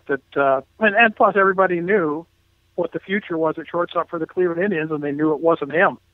Yep. No, and I understand that. It's just certain, like Jose Mesa's one that gets me. And I get it. Listen, I know that there was times he did. Look, I don't know if he was the best guy. I understand, I was younger during that time, so maybe I missed out on all the bad things about Jose Mesa. But I just know that 99% of the time he saved every game for the Indians, for a long time, and we had a hell of a lot of fun watching him be the closer. I get it that when it counted, we lost, and he was on the mound. I totally get being the GOAT, being Bill Buckner, being that guy. But some Indians fans to this day, the disdain that they use when they say the name Jose Mesa, I'm like, man, otherwise it was a fun couple season chapter in Indians history. You know what I mean? He was a rather dominant, and he came out of nowhere. I think that most of his story, until you get to the off-field stuff, and then of course the final chapter of it, but most of Jose Mesa is a good thing. But yet you wouldn't know that the way some people remember back. No doubt, and you're right. He came out of nowhere. He was sort of the fifth or sixth starter for the Baltimore Orioles or whatever, if I remember. And he did come out of nowhere. I think part of it, Jerry, has to go back to everything that happened, not in the 7th game of the World Series in 1997 or 1995, whenever. But after that, when he had sort of the ongoing, really nasty feud with Omar Vizquel, where he basically, I'm gonna throw at your head every time I see you, and I want to kill you. I mean, I think just that was a little bit over the top. I agree there. More than a little bit over the top. So I think I hold that still against Jose Mesa. You are feeling, you have so much guilt and remorse and shame or whatever it is about blowing the biggest game of your career that you now want to kill the guy who had the guts to tell the truth about you. When Omar Vizquel said, famously said he went out to the mound and he looked in Jose Mesa's eyes and there was nobody home, or they were empty eyes or whatever. Yeah. And Mesa never forgave him for that public statement, and then made a vow to throw at his head and try to kill him every time he ever faced him in a baseball game after that. And he did it. He did it 2 or 3 times to the point where he had to be, sanctioned by Major League Baseball and warned off doing it anymore because he meant what he said. It wasn't an idle threat. It was anything but an idle threat, apparently, because he did throw at him and hit him after that. So, for that reason, I kind of have this little bit of, sore spot for Jose Mesa. Not for what he did on the field. Everybody has failings on the field. But that, I just thought he just took it to an unseemly place afterwards. Oh, and I totally get all that, and that's why I said I know there's off the field, and I knew you were going to go there with Omar and all of that. But I was just using him. I guess he was a little of a both sides of the equation example. He was just the first one that popped in my head. But like a Grady Sizemore, you know what I mean? That's another one that so much of the fan base to this day is turned on. Like he's like just one of the worst players ever played for the Indians. He just stole a bunch of money from the Indians and all. And I'm like, did you watch a different Grady Sizemore play baseball than I did? Because I just cannot disagree with what you're saying anymore. And that's what I mean. Like, but hey, man, it's people's opinions, and they can do what they want, man. It's just those are the kind of things that get me sometimes. This is the Sports Fix. I'm J-Rocc. That's Dan Wismar. We're talking all kinds of stuff, talking Indians right now. And while we're talking Tribe and the roster that they're putting together, let's talk a little bit about the pitching staff, because we now know the 5 is going to be. And, hey, I got that one right. At least it wasn't an NCAA bracket, man. I can get these ones right. But House, McAllister, along with Bauer, Carrasco, and Kluber, that is going to be the starting 5 to start the season. How are you feeling about the starting staff here as we get things going? Well, I don't have that same warm, fuzzy feeling about all this depth, and we go 8-9 deep with starting pitching as I had maybe a month ago. Reality has a way of working out things, differently. But still ain't I got to deep, feel good. I but... feel pretty good about it. There's not a lot of safety net there anymore. You've got Salazar sitting down there, hopefully going to work some kinks out. And I didn't think Salazar was terrible this spring. I mean, he had some command issues. But the stuff is still there, and he's still going to be a major league starter and probably going to be a major league starter in this rotation at some point in 2015. So yeah, this year. Yeah. But I think we were all looking at guys like Floyd and Markham and Chen and Weir and Tomlin, and we're so deep at starting pitching that it's a luxury. Well, I don't feel quite so luxurious anymore as we approach the start of the season. I also, frankly, have concerns about the bullpen.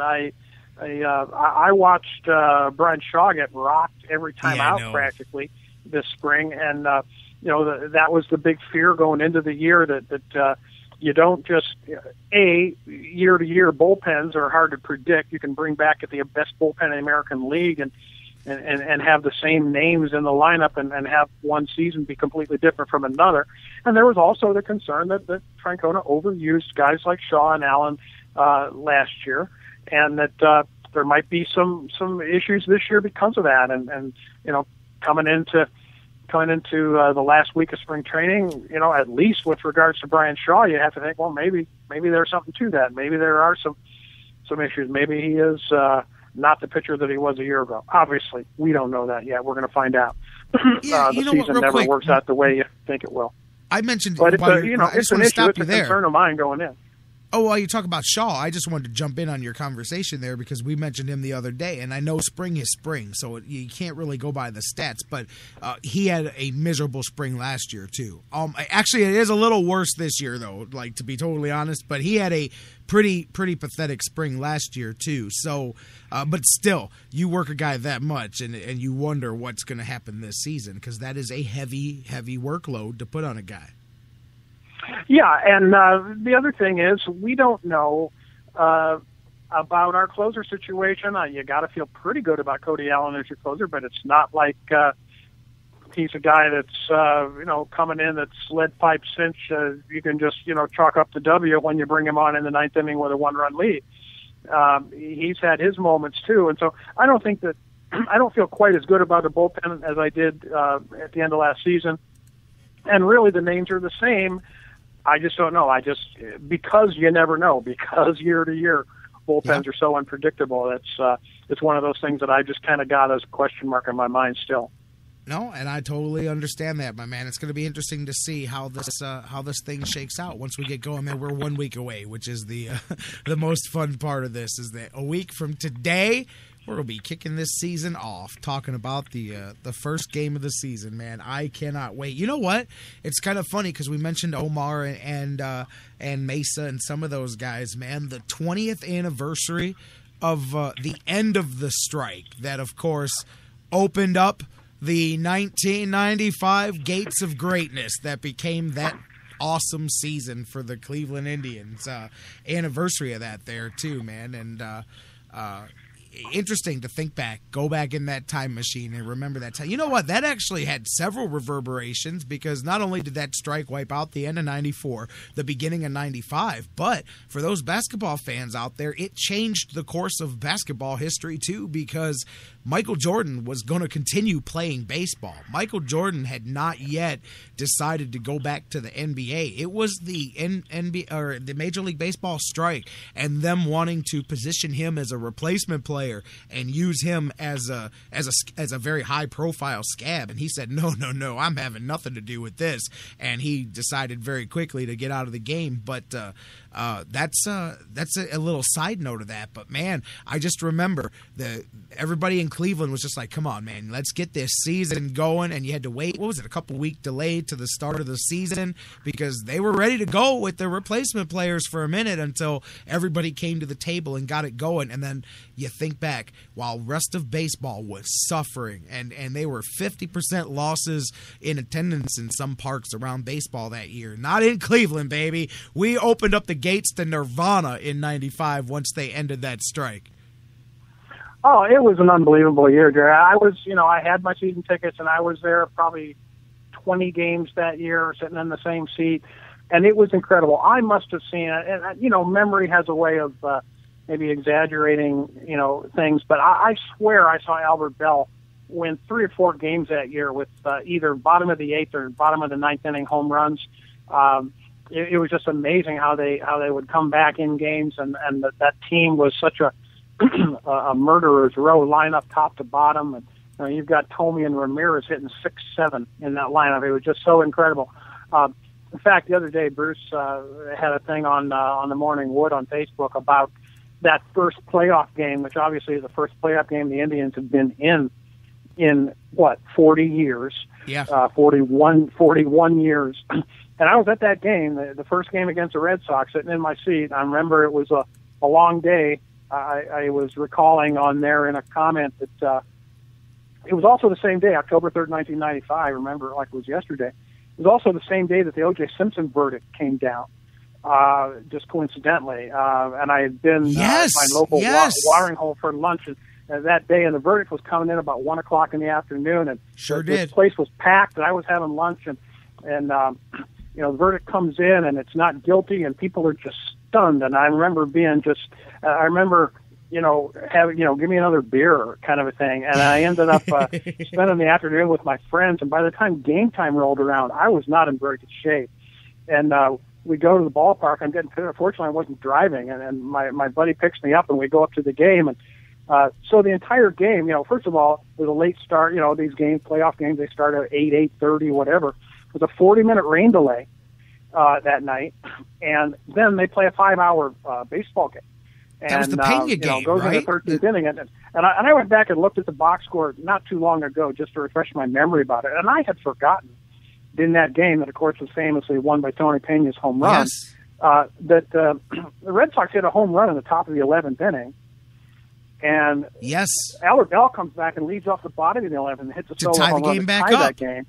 I remember watching that. And so it goes into the 13th, and I remember that I'm going 3-0. First of all, one thing I remember is that, like all baseball games, they stop serving beer in the 7th inning, and they play another 2/3 of a baseball game after that. And there were some parched throats in there, mine included. But I remember looking up at the clock when Pena was rounding the bases, and it was 2:08 a.m. When that game ended, and I remember just the sheer bedlam pandemonium. I was first row behind the walkway, behind the rail. I remember vaulting over the rail, and by that time my head was pounding because by that time I was already hung over, by 2:00 in the morning from the long afternoon that I had. And it was, it has to be, I would say, the most exciting moment that I've experienced in Cleveland sports in my lifetime. And as you know, I go back a long ways, and I've seen a lot of events and a lot of games. And I went to World Series games later that year, later in '97, but nothing was quite like that. Nothing was quite like the first playoff game ever, pivotal moment. It's against the Red Sox. It's the 13th inning, and that ball goes out of the yard, and the Indians win a playoff game. It was something none of us had ever experienced before. And it was just crazy. It has to be one of the greatest moments I've ever been a part of. Certainly as in terms of being live at a game. Man, so funny listening to you tell about that day because you threw me right back to it. I remember I was a bunch of different places that day, and I remember being at one place when the OJ verdict came down. Like, you threw me right back there telling me about that, and I remember sitting on the couch with some friends, and we were watching, and wow, really? Are you serious? Like, okay. And then whatever the rest of the day went, and then I remember settling down. I remember where I was. I wasn't at the game. I was watching it on television, and obviously the Indians had never been close to anything like this in my lifetime, and I just remember watching and just being mesmerized with the game. I don't remember any of the details of the 1 through 9 of the actual regular portion of the game, but I remember everything you just described. I remember the home run at the beginning of the inning, and that pit of your stomach, that feeling like, no, not after everything we've been through, and then boom, Albert Bell, and then Tony Pena, and I remember 2:00, whatever, in the morning. And if any of you were in Cleveland, you know what I'm talking about. You didn't have to be watching that game because at 2:08, whatever in the morning, every horn on the streets is beeping out on the streets, and the town was just so jubilant in the middle of the night. It was orgasmic, man. It was unbelievable, and that was truly. Maybe I was in my. I don't believe in the city of Cleveland winning championships mode. Maybe I had been beaten down in my life. Like, I just remember that was it. As great as that season was, and I had fun because I was able to go down to so many games, just spur of the moment and have fun at the park, but I wasn't convinced that this thing was really, really real until that first playoff game, and you're like, oh man, it's like this, huh? And then we were off and running with that magical run. Well, not only that too, it was so different than it's been in the last many years, in that every single game was 43,000 in the stands. Oh, yeah, I mean, every single game was a sellout. And it was the place to be. It was a happening. But that day, again, going back, it was Roger Clemens against Ennis Martinez that day. Yes. And Clemens, the Red Sox scored fairly early. I want to say the third or fourth inning, and it was 2-0. And Clemens was cruising, and he was cruising into the fifth, sixth inning, if I remember. And then we got a couple of runners on, and Albert Bell doubled both of them home to tie the game. And then Eddie Murray singled him home, and we took a 3-2 lead. That's where it was, and then they had a solo homer that tied it up, I think, in the 8th to tie it up 3-3. But it looked grim because the Red Sox had a 2-0 lead, and it was Roger Clemens, and Roger Clemens was throwing a shutout, and the crowd was a little bit out of the game, if I recall. And but that's with the benefit of going back and looking at it, because like I said, I was a little under the weather, and just sort of caught up in the whole thing. All those details are from me going back and looking at the box score and reading the accounts of the game in retrospect. But everybody remembers the Pena shot, and I do remember it was a 3-0 count. Zane Smith on the mound for the Red Sox, and Pena was 3-0, and Smith put a little bit too fat a fastball over the plate, and Pena was swinging 3-0 with 2 outs, and put it out. But I remember it like it was yesterday, that particular moment. That series, the bicep shot in the bullpen, and all of that with Bell, and then just crazy the things you remember, like all them runs. I mean, of course I remember all the games, but like sometimes you just remember where you were. Like, I know this is gonna sound nuts. What was the game? Was it the 96 run when they 97 when they were with Baltimore, when Marquise Grissom was the center fielder? That would have been the 97 run, I believe. Yeah. And I believe Grissom won a game in that series with a home run late or something like that. And I remember I couldn't, whatever it was that I had to do, I had to go like to the store. I remember going to like Super Kmart or whatever it was, and I had to. Whatever it was, I had to. I remember listening to the game in the car, and then got up to the building, had to go in, and they had killed the music, and in the big loudspeakers in the whole store, they're playing Hammy and they're broadcasting the game. So, I remember being in the store shopping for whatever it was. I may have been going there to get some tools or something, and I remember literally hearing the call and the home run. I'm almost positive it was Grissom hitting that home run. But anyways, it's just funny. You just certain things that stick 30, 20 years later, whatever, in your head where you were, and listening to moments where the Indians hit a home run and won a playoff game and all of that stuff. Yeah, you're right. It was Grissom hitting a home run. I don't recall which game it was. But right. He did the win a ball. I don't think it was a walk-off, but I think it was the winning run. Right. In the game. But yeah, that's there's some great memories of those years, and part of that was just having the place jam-packed full every single night and going crazy. And that is something that is so far gone from memory. Most people don't even remember it, because it's been so long since we had that essentially a 5-year streak of sellouts every single night. That night against the Rays, that wild card game was the first time I had felt that in the stadium in so long. Like that, I was like, wow, this is what it feels like to look around and see red, white, and blue and stomping and Cleveland pride and all of that. It was a shame that they couldn't get any offense generated in that game. It was a cold night, I remember, and that made it hard, but that crowd, they kept warming that building up. But that night, it felt like, for a little bit, it felt like it was, except what it was on that night is what it was 365 days a year 20 years ago. Yeah, you're right. 81 games a year. My seats there were right behind that walkway in those little, mini boxes up underneath the overhang, and I was right between home and third, looking straight out the pitcher's mound. So we got a few foul balls off the left-handed batters. But, in those days, right now, and I'm still there, first row behind the railing, behind the lower bowl walkway. And if a foul ball comes and lands there, I could hop over that rail. It's not quite as easy for me to do now as it used to be. But I could hop that railing and pick up that ball. Well, back in those days, if a ball hit the ground on that walkway, you'd have kids diving on the concrete for it. 4 or 5, younger people, diving on the concrete to chase a ground ball. Now you can walk over and pick one up. If it lands in your section, you take your time, get up and go get it. But not back then when they were 43 every night. But anyway, it's going to be interesting to see their new configuration. I'm sure your answer is going to be yes, because it's just going to lead me to feel lonely here. But hundreds of games that I've been to, and I'm sure yours is in the thousands. But I've never caught a foul ball. Never. I've taken gloves. I've been prepared. I've been in every different position of 2 different stadiums. I've never caught a foul ball. Never caught a fly ball. Never caught a home run. Never.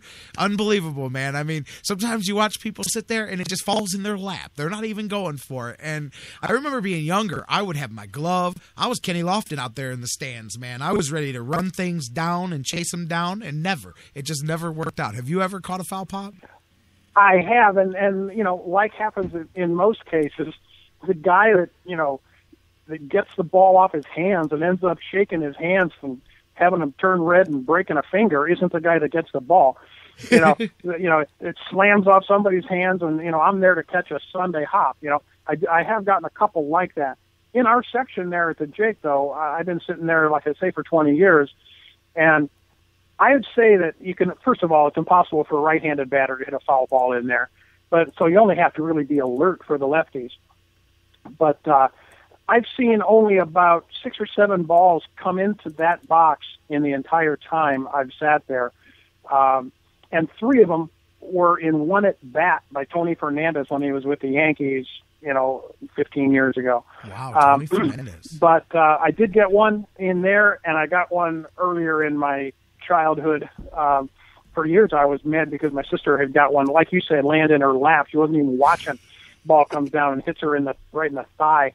And I always thought that was the greatest unfairness because she wasn't even watching and it landed on her. But eventually did get one, and then so I've had 2 actually that I've gotten, but both of them were kind of lucky bounces where it wasn't like I made a heroic catch or anything. It was just sort of right place, right time.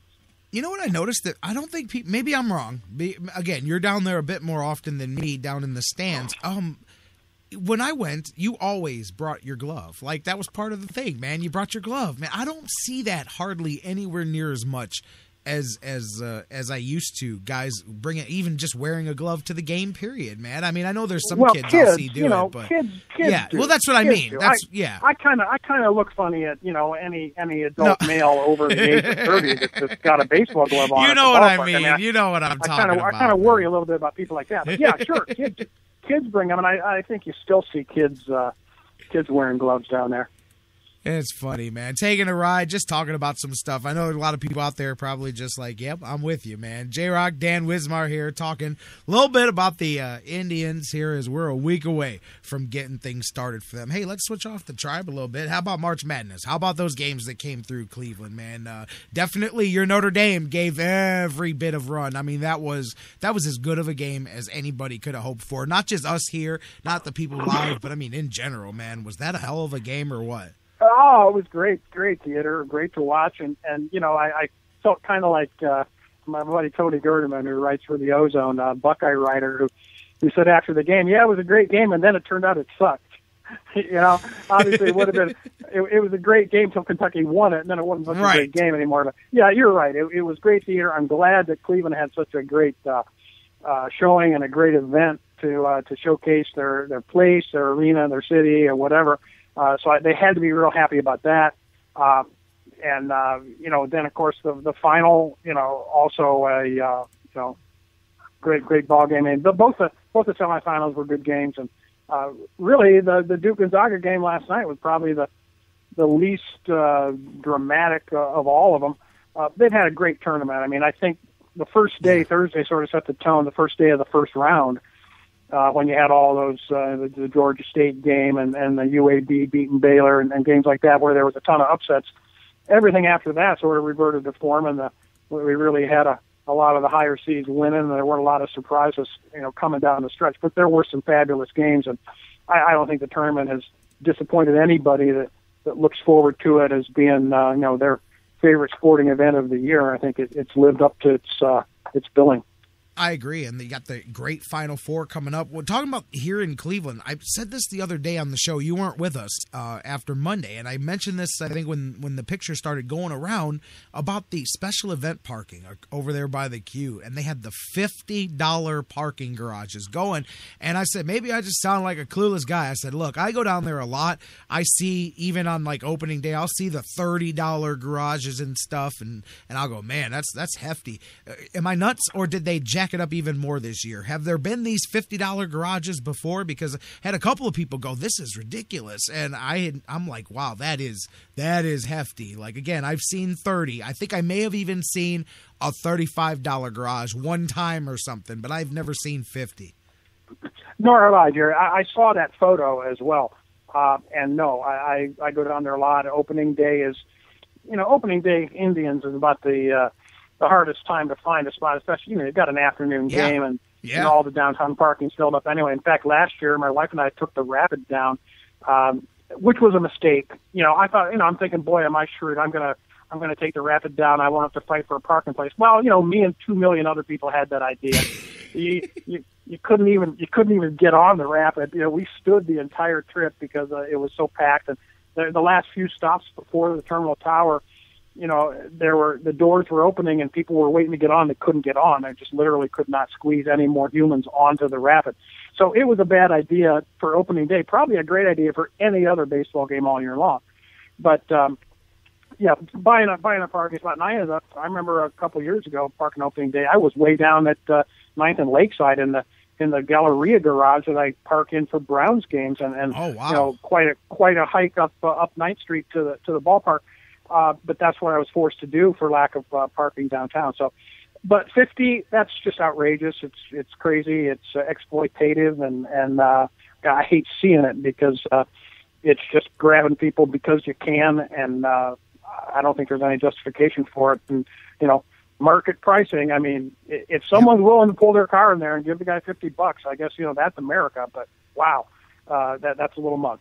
Yeah, I said it on the air the other day. My brother called me that morning, and he said, Jerry, I'm telling you, if I had to park 2 miles away, I would do it, and I would walk, and then I would find a homeless guy next to the garage, and I would hand him $50 before I handed to that garage to park my car for 5 or 6 hours, man. He said, there's just... Yeah, I agree. I agree. I'm knock on wood, I'm able-bodied. I can walk, and if I have to walk up from 9th and Lakeside, so be it. That's doable.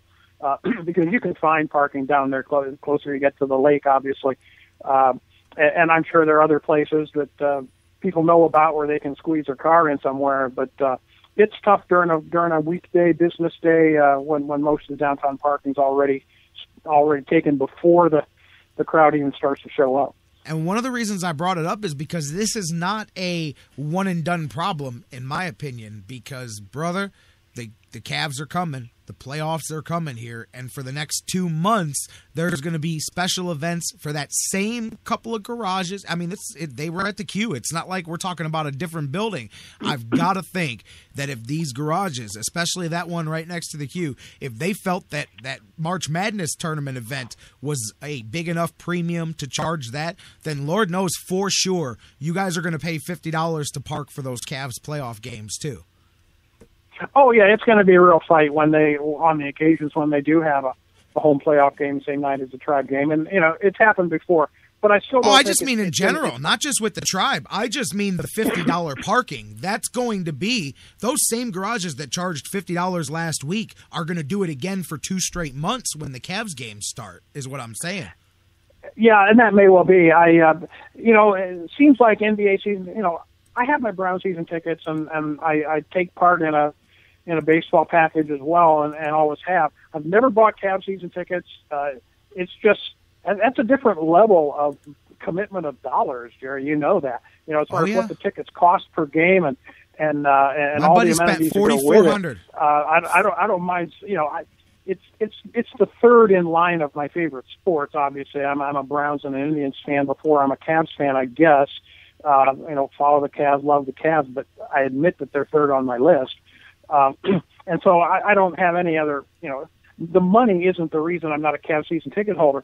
But let's face it, Cavs season ticket holders have deeper pockets because they have to. And, maybe they don't blink at springing $50 for parking. I don't know. I just, it ain't me. But, you're right. I hear you there, brother. It may be the wave of the future, but I've never paid $50 to park, and I don't think I ever will.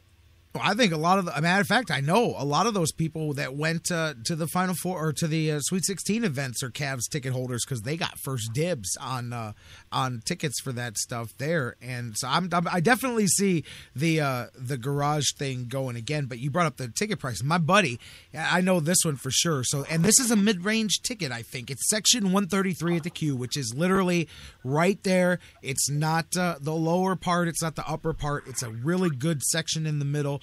For those of you out there that know where the media section is, it's literally right next door to where they sit all the media guys. He paid for his season ticket package, and what is that? 41 regular season games, a couple of preseason games as well. He got his season tickets for that section were $4,400.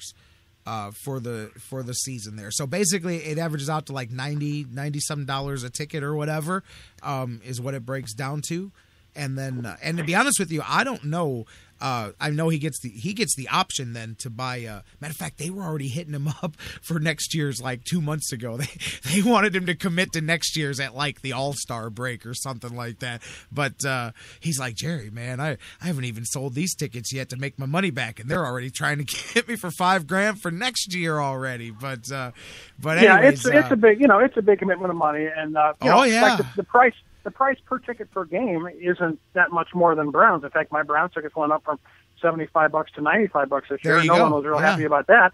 But you're talking about 10 games versus 41. It's just a much bigger commitment of cash, and a lot of people can't do that. So a lot of people are buying tickets to, like a lot of sports fans do, buy tickets for 1 game, 2 games, and squeeze the money out whenever they can, and get a ball game or two if they can go to.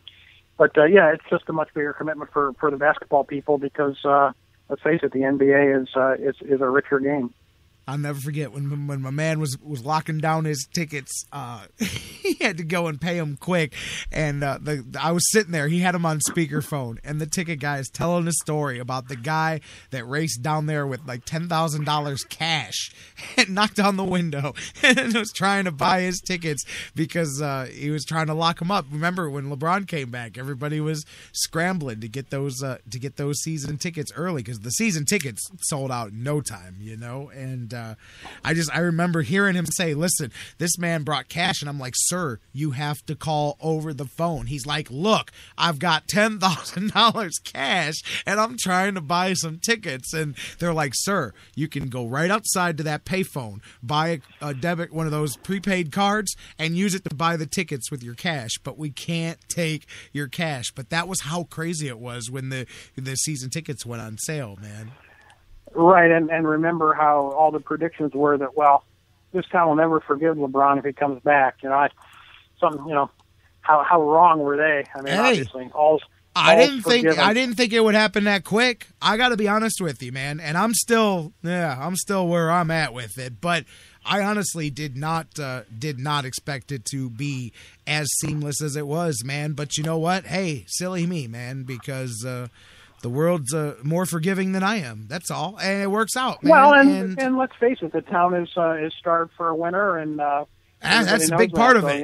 Yeah, absolutely. And it is what it is, man. But I was surprised at just exactly how quickly things got back to normal relatively quickly here after 4 years of the other thing, I mean, I did say that I thought that it would take an entire season of and you know what? We did see. Now don't get me wrong. I think that David Griffin making those trades and changing the course of the season helped things a bit because I think everybody's looking through a different set of glasses now than they were at the beginning part of the season because there were trust issues, period. Everything that involved LeBron came back to, oh man, here we go again or whatever. There were still issues, and I honestly believe that had things not changed, it may have been a whole transitional season before it was really but once they started winning some more, then it was done. The love affair is in full swing because there were fans at the beginning part of the season that were like, hey, I'm cheering for the Cavs, but I still don't like LeBron, and I don't care about LeBron, but I care about the Cavs. But that changed over the course of the season to just Cavs. Doesn't matter what the name is on the jersey. I was a bit surprised, but that's what happens when the love affair starts going and you're winning 3 out of every 4 games. Well, that, and it's just, it's analogous to the Brown situation. I've been convinced, having been there before and after, that the crowd that showed up in 1999 at Cleveland Browns Stadium, newly constructed Browns Stadium, was by no means the same crowd that left the Cincinnati game in 1995 at the last game. It was a different group of people. You could just see the demographics of it was different. It was a little bit younger. It was a little bit wealthier. It was a little bit more female in its composition. And, it was just a different group than the people that left, the people that came back. And I think that the same might be true to some extent with Cavs fans, that sure, there are some Cavs fans that were embittered by LeBron leaving, who swore off, and you and I both see these people. We know these people that said, I'll never go to another Cavs game. And maybe they haven't, but someone else has bought their ticket and taken their place, and the show goes on. So it's not necessarily the same group of people. Everybody has forgiven LeBron, but enough people did, and enough new people were brought into the fold that, the sellouts continue and the decent attendance continues, even though it might not be the same demographic or the same cohort of people that were here when they left. I know this is going to sound crazy, but I've had guys ask me, hey, how do you do it? Because there's guys that feel a lot like I do. They go, hey, man, how do you do it? Because you said, man, a lot of things. I said, hey, I still say them. I still feel the way I feel. Now, I'm not going to lie. Some of it was, softened a little bit. I can appreciate the way he came back and all of that stuff. I'm all right. And I've been pretty, trying to be fair. I'll get on him a little bit when I thought it was deserved. And then when he's doing his thing, I'm like, hey, LeBron's doing his thing. I like this. But to me, I think I looked at it, and I still do, as the thing that made it work for me is that the Cavaliers as a team, it's not LeBron and the LeBron heirs anymore. You know what I mean? It is a basketball team that, as I say, can win without LeBron James. Now, they were not made up that way at the beginning of the season, but they're a team that can win without him, but wins more with him, if you know what I'm saying. I'm not trying to mitigate LeBron James, but I don't know. The dynamic is a bit different. Some people won't say that. Some people, well, it still revolves around LeBron. I disagree. I believe he's the thing that everybody focuses on, but now there's a whole lot of other ways that this team can beat you, whether LeBron shows up or not. All I'm saying is, maybe that was part of it, but people ask me all the time, how did you deal with it? I'm like, I'm still, because part of me says, man, hey, at the end of the day, forgiveness is one thing and forgetting is something else. And it's still, look, you can lead the team to a championship and all that, but part of me says, hey, man, you still stood up in front of the world and said, hey, you know what? And you kind of did me dirty. And maybe I'm one of them guys that holds things for too long. But even in my personal life, I could forgive somebody for something and I can move on and move into the future, but it doesn't mean that you ever truly forget about it. You just move on, because you can't sit in the past forever or you never move forward. Well, that's true. And then there's people that, and I'm fond of saying, we root for the uniform. We don't root necessarily for the guy in it. Cavs, I can't stop being a Browns fan. It's being a Cleveland sports fan is not voluntary. Sometimes people we don't choose it, bro. We don't choose it. That's right. You don't become a Cleveland fan because you're a front runner, and so we know that. So maybe we have a little bit of elitism about it, because we're the fans of teams that are habitually losers. Maybe that makes us a purer form of fan, a pure breed of fan. I don't know. There's some of that, and that's just I call it elitism. My self-admitted elitism. But I think too with the Cavs, you went through a little bit of a progression here, and maybe it's a 3-part progression. The beginning of the year. It was LeBron coming in saying, okay, I'm not going to be the man. I'm going to distribute the ball and make sure that everybody else gets involved, and I'm going to be the ultimate team player, and I'm going to pass it when I should shoot it, and I'm going to distribute. I'm going to make a point not to be the man. And it didn't work. It didn't work that well, and the Cavs got off to a little bit of a rocky start. And then it became, okay, 20 games in, 30 games in, LeBron says, okay, I guess I better just flat out take over now. And he did do that, and he asserted himself, and he dominated, and he won games all by himself. And then maybe the third level of that progression is now we're back to sharing the ball and a team play, and definitely more than one, outstanding, star type player in this mix. You could say there's two, you could say there's three, and a whole host of role players that, like you say, the moves that Griffin made to bring in the Mozgovs and Trumperts and J.R. Smiths and of the world. So I see it as sort of being a 3-part season. And now we're back to the point where LeBron, he can dominate when he has to, but he doesn't have to.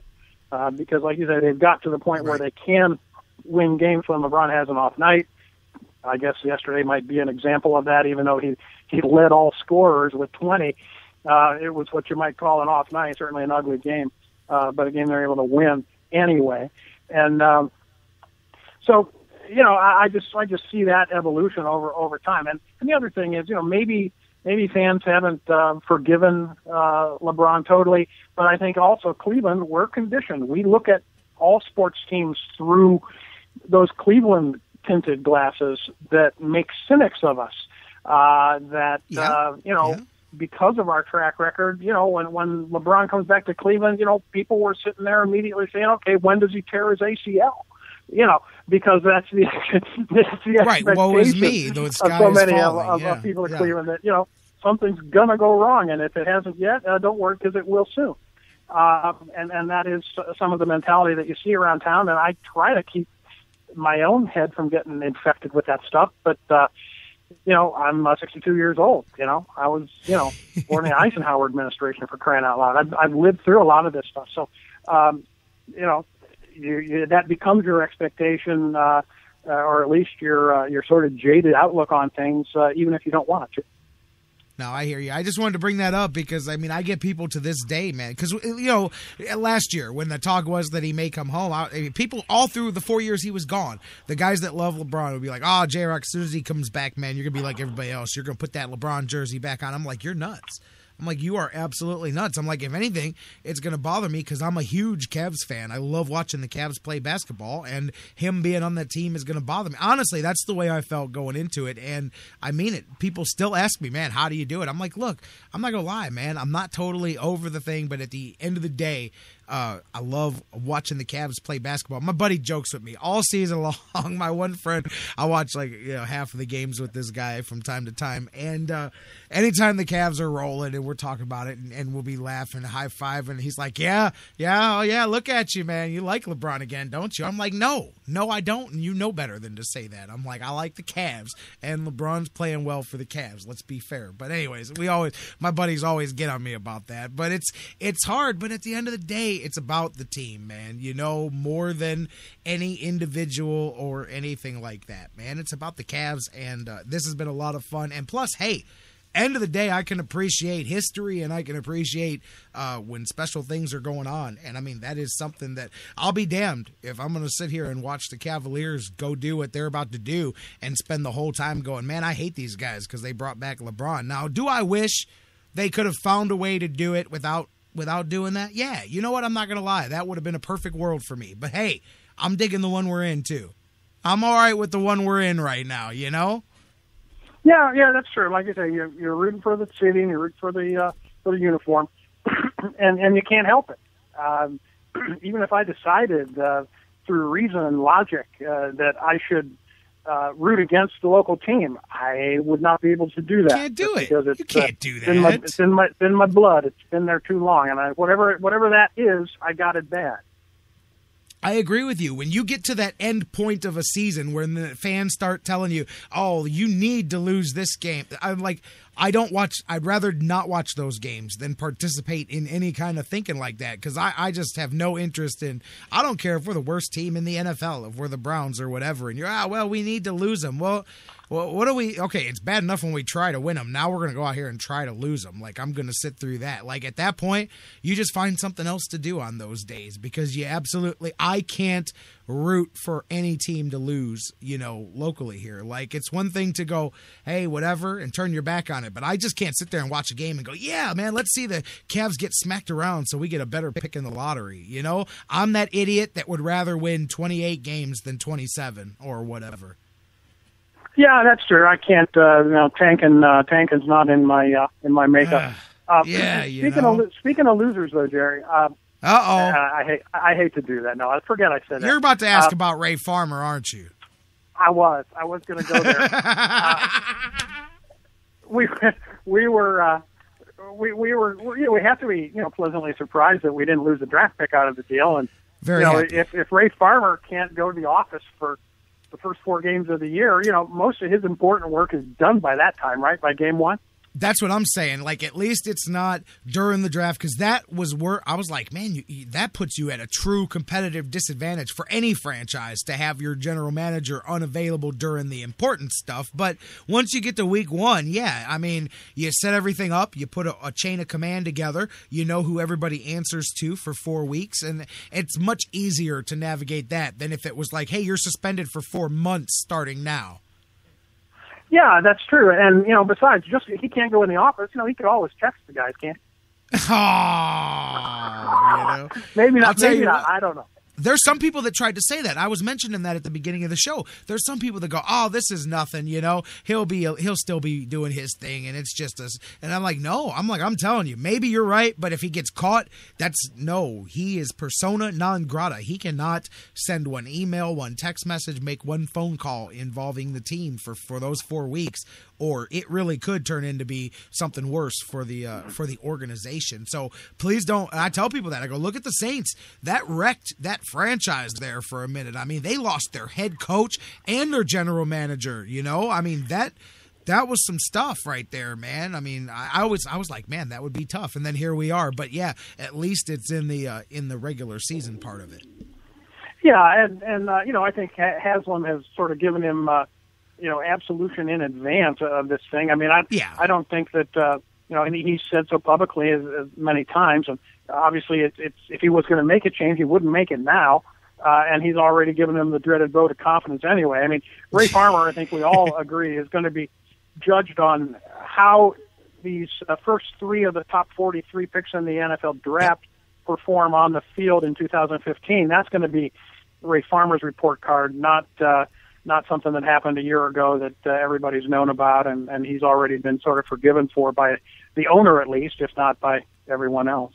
Exactly. I got a call earlier from the mayor, and I'm not picking on anybody that's not able to defend on themselves, but he kind of symbolizes a lot of the fan base, especially the more negative side. And look, I'm not sitting here trying to tell you guys that we're throwing parades down Euclid for the Browns or anything like that anytime soon, but I made the point to him because Ray Farmer's draft was unacceptable. And here's my point. It's not just the mayor, but anybody who says that. I agree. Okay, we've got some issues coming in to draft number 2, but all those same people will say, well, the reason the Browns suck so much is because they always have a new regime. They've always got a new this and new that. Now, I'm not saying that 2 years is any better than 1 year, but for those of you saying that, then what you're saying is toss Ray Farmer out now and bring somebody else in. And to me, that is the exact opposite of what you said is wrong with the Browns. Now, I'm not saying keep a bad guy for the sake of consistency, but you don't yet know what level of good or bad Ray Farmer is. I do believe a second draft, and now if you sit here and come out of this one, and 6 months from now, we're going, man, they missed on this guy, that guy, this guy, they made this bad trade, they botched the whole draft yet again. Okay, then you go, hey, okay, is Ray Farmer really not any good here? But to me, one draft, there's no way you judge a guy off of that. And I don't care if he would have hit 7 home runs in the draft either. There's no way you judge him off of that. Now, once you've got 2, then you at least have what do they call it? The control sample, and then the second sample. You can see what follows the control. You can see what's different this time around. But there's no way that you can just completely just say move him out of the way now, even with the things that have happened. Now, again, anything beyond this, now you have a repetitive history of things you can look at. But right now, you're still all talking year 1 stuff. You're right, and I do think the leash is pretty short, and I think we're talking about evaluate this draft and this draft only. I don't think we're looking at towards next year's draft. But there have been obviously some positive signs. One of them is reading that they're interviewing all of the top offensive tackle prospects, which leads me to believe they're either thinking number 12 or number 19. to draft an offensive tackle because they're interviewing, the LSU kid and a Pitt kid and a couple others that are escaping my memory here. But they're looking at all the guys that are projected to be, first round or early second round offensive tackle selection. So that gives me a good warm feeling. Obviously, you need to go there. I think they take both tackles, by the way, in the first round. The more I look at the guys they're, like you said, bringing in for interviews and the guys that they're looking at, I think offensive and defensive tackle is where they go in the first round, both sides of the line. A lot of people are pointing at Danny Shelton being one of the guys that they could see being high up on the Browns list there, but I think they attack both. I think they get an offensive tackle and a defensive lineman here coming out of the first round of the draft. Yeah, none of that would surprise me unless by some chance one of the top three receivers falls to 12. Or Mariota. If that happens, or Mariota. Or Mariota, a White, Parker, or Cooper falls to 12, then they could certainly justify going wide receiver at 12. But I agree with you. The other thing is too that could still salvage Ray Farmer and Ray Farmer's rep is if and I still do believe, and I think you still believe, that there's a possibility that Justin Gilbert still becomes a solid NFL cornerback. Yes, I do. And if that happens, then then the bloom is not quite off the rose as much as people are saying so far. With it would not be two misses in the first round of last year; it would be only one. So I'm still holding out hope that Justin Gilbert certainly has the athletic ability to do it. Someone screws his head on straight, maybe we end up with a cornerback out of that deal and that can play in the NFL and hopefully be an above-average starter in the NFL. I mean, because look at who they pulled out of last year's draft. Let's say Gilbert just settles into being a competent starting NFL quarterback. Okay, cornerback, excuse me. Skip over Manziel. Just forget. Just say Manziel's a wash. And I'm just saying if he makes anything, that's a bonus. So look at the other picks, though. You got Gilbert. You've got Bitonio. You've got West. I mean, people don't even realize Crow is an undrafted free agent that you add onto there. You've got Desir, who I think showed at the end of the season that was a good reach because he was able to develop. I mean, he obviously was taking reps away from your number one pick by the end of the season. So, right. And Kirksey. And Kirksey, who did a great job there as well as a rookie linebacker there. So where's the busts outside of the – and again, Mayer made a good point. He goes, well, I don't get how you could separate the first round from the rest of it. I know because the first round gets all the spotlights. But let's assume that I'm right and we get Gilbert a little bit and Manziel's a wash. One out of, 6, 7 guys that you ended up taking out of the draft, that's a good percentage. And I'll take that percentage every year in the draft. That's good. Yeah, that's true. Although, the first rounders are the difference makers, and yes, they are the ones that you've got to hit on. You can't afford to miss on those, and if you miss on them, you miss on them. There's no sugarcoating it. But like you say, if one of your two hits, you still got a representative draft, and when you're trying to improve it, it's harder to improve a 12-4 team than it is to improve a 4-12 team. You got that right. You better hit on 5 of your 7 draft choices if you're 4-12, and ideally, obviously, you should have come out of the draft with 2 starters with those first 2 picks. And like I said, it'll mitigate the damage a little bit if you end up with 1 starter out of 2 instead of 0. I'll tell you, I think that the Browns come out of this draft, while we're just mentioning draft and Browns, don't have to get specifics. I believe their plan is to come out of this draft with a pile of young talents. Regardless of where you value that talent, they want to drop an influx of young blood into this team, man. I think they're going into this going, hey, we want to put 7, 8, 9 football players into this team come training camp. Yeah, obviously that's the hope, and you'd like to think that, with 10 picks, you can't have 10 guys make your roster, but I think we're kidding ourselves. I think probably, at least, 8 or 9 of them could probably make the roster. Usually if you have 10 picks, you're figuring you're going to spend a couple of those trying to move up or position yourself, and the better teams in the league don't have that kind of attrition turnover year to year, but I think this team can probably afford to do that.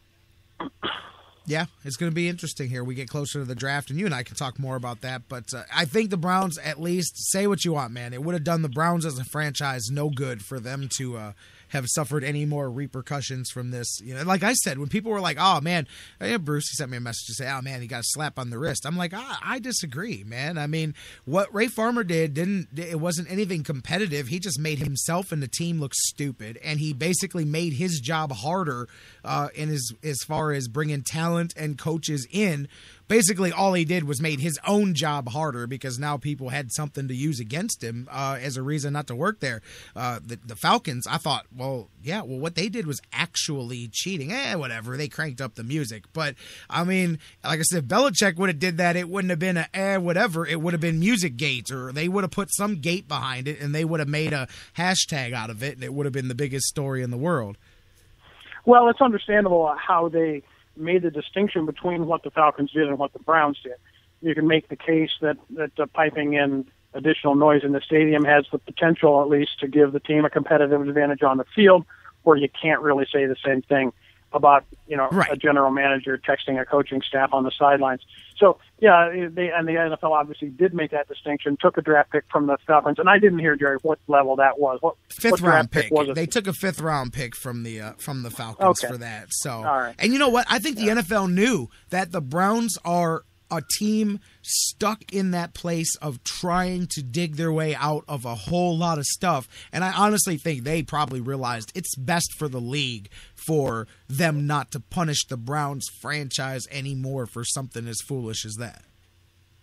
Right. Kicking the man when he's down, that sort of thing. Yeah. And by the way, I don't know if you saw the Hard Knocks thing.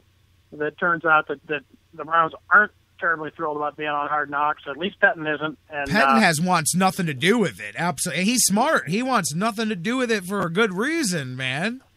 Right. And I think that again, if the NFL's smart, they will realize that this is the last thing that the Cleveland Browns in general and Johnny Manziel in particular needs is additional media exposure. Okay, at this point in time. So hopefully. Discretion will rule the day there, and they will decide to move on and catch the Browns another year. And like we talked the other day, when the NFL says you're going to be on Hard Knocks this year, you're pretty much going to be on unless you have one of those get-out-of-jail-free cards of having a new coach, or I don't know what the other reasons are for being allowed to decline to be on Hard Knocks if they want. If you were one of the playoff teams, or if you were one of the teams with new coaches, those are the teams that are allowed to decline. Okay. So. Well, I think hopefully they will use their discretion this time around and say, "Hey, look, who's really benefiting if we put the guy in front of the national TV cameras who was just coming out of rehab and trying to put his life back together." It just makes no sense to do that, and the Browns, I think, are right to kind of demur this time and opt out of this if they possibly can. But I was talking to somebody. Keep this in mind. Buddy and I were talking about this the other day about that Hard Knocks thing, and I said, watch. I said, I got a feeling that they'll hold off picking on a team until after the draft, because I think the NFL really does. Hey, they do want to do it here in Cleveland, and I think that the Manziel thing is the one thing that they can't argue back with the Browns about. They have to go, you know what, you're right. But there are some people that believe that after the draft, Johnny Manziel may belong to another franchise. So maybe Hard Knocks holds out till after the draft, and then they can go, well, now that we don't have to worry about that, Cleveland, we're going to come on down to Berea anyways, So who knows what may happen when we've still got a lot of ways to go, man. We don't even know who the Browns are bringing into training camp yet, man. We could be talking about Sam Bradford, Marcus Mariota, and some third guy that nobody's even talking about. Who knows by the time we get to camp what they're going to do at quarterback, man. That is true, and obviously that's the big question. We could be going into August, and it could be Thaddeus Lewis. So it could be Thaddeus Lewis, babe. Oh, if you're worried about stranger things have happened. Yeah, your tickets won't be worth $90 anymore if it's Thaddeus Lewis. Let me just tell you that. Got that right. They may be charging it, but it won't be worth it anymore, man. Oh, good stuff, man. Good. Hey, you know what? I didn't even announce it yet, and I didn't even get a chance to tell you off the air. Dan, we're not going to get a chance to talk unless perhaps maybe you want to jump in on Friday, but we're not. I'm taking Wednesday and Thursday this week off because it's spring break, and my kids, they're only week off here, and so we're going to get out of town for a couple of days on Wednesday and Thursday. So I figured, I was looking at the schedule, and I'm like, this is it. Baseball, we got opening day hitting. We're going to be busy again, so let's go ahead and take a couple days off right before Final Four, right before we hit opening day and all of that stuff. So you and I probably won't talk again until opening day, man. We'll do a little season preview. I want to get you on the record and see what you got for these Indians heading into the season. That sounds good. So we'll get back together Monday and preview a little tribe opener and go from there. And a national championship game as well, because they play Saturday, Monday this weekend, right? So that is correct. We'll be on title game day. Hopefully, we'll have two Big Ten teams fighting it off for the championship. Man, what do you think, man? Kentucky, I didn't ask you. Do they get past Wisconsin, or does it end for them there? After watching them play, it is going to take a great team playing an absolutely great game to beat those guys. Well, at least Wisconsin can show them some size that they don't often get matched up size for size. They also, and I've said this from the start weeks ago, that it's going to take a team that can shoot the three and get hot shooting the three in order to beat them, because you don't get a lot of points inside, obviously, against those guys. So Wisconsin fits the bill on both of those counts. For me to predict that Wisconsin's going to beat them, I don't know, but I think Wisconsin has the makeup of the team to beat them. They're disciplined enough. They're a good defensive team. They shoot threes. They have some size that can match up with them in the paint. So those things, to me, are good signs at least, and I'll certainly be rooting for the Big Ten boys. I've got Kentucky and Duke in the national title game next Monday, which means you guys can go ahead and put your money on Wisconsin and Michigan State. Who do you got when we talk next week? Who do you got in the title game? Well, I'm going to have to say Kentucky, Michigan State. I think that's the way it's going to go down. But obviously, I'd much rather see Wisconsin win. But like I said, it's hard to actually predict that using your head rather than your heart. And if that's your matchup, does Izzo end history, or do the Wildcats finish it? I got to believe that if that's the matchup, that Kentucky wins. I mean, that's a boring pick, but to me, this team they did not look terribly inspired the other night. I don't know. People say they're fun to watch. I don't find this Kentucky team all that fun to watch. You're out talented and outsized everybody that you play. They don't play with a great deal of emotion. They're five talented individuals, or six or seven, but certainly there are other teams in this tournament that are more fun to watch in terms of basketball teamwork. Maybe Michigan State's that team. Maybe the 7 seed that's left hanging out there, Izzo. Maybe that's the team that does it. It's going to be fun to watch, man. This is going to be a fun week, man. The Indians are wrapping it up. The Cavs are just kind of stalling some time here. We're almost there, but, man, let's do it. Next week, we've got a national title game, and we have got opening day baseball, baby, next Monday. Cannot wait, Jeremy. I'll be down there at the home opener on Friday, but we got an opener next week, and it's going to be fun. I can't wait for baseball to be back full time, and I'll look forward to talking to you Monday. Me too. Dan Wismar, my man, you have a good one, buddy. Great conversation today. You too. All right, good stuff, you guys. Long talk. Hopefully you enjoyed it. Dan Wismar here from the Cleveland Fan. We're going to take a break, final break of the day. Come back. Hey, well, you know what? I'll open up the phones. If anybody wants to jump in, you've got a couple of minutes. 216-539-7535. When we come back, we'll wrap it up. Monsters played this weekend. Puck to the face. That's all I'm going to say. If you didn't see the clip, I'll tell you about it when we come back. We'll wrap it up. Get ready for tomorrow and more. Don't go anywhere. Last segment of The Fix coming up next.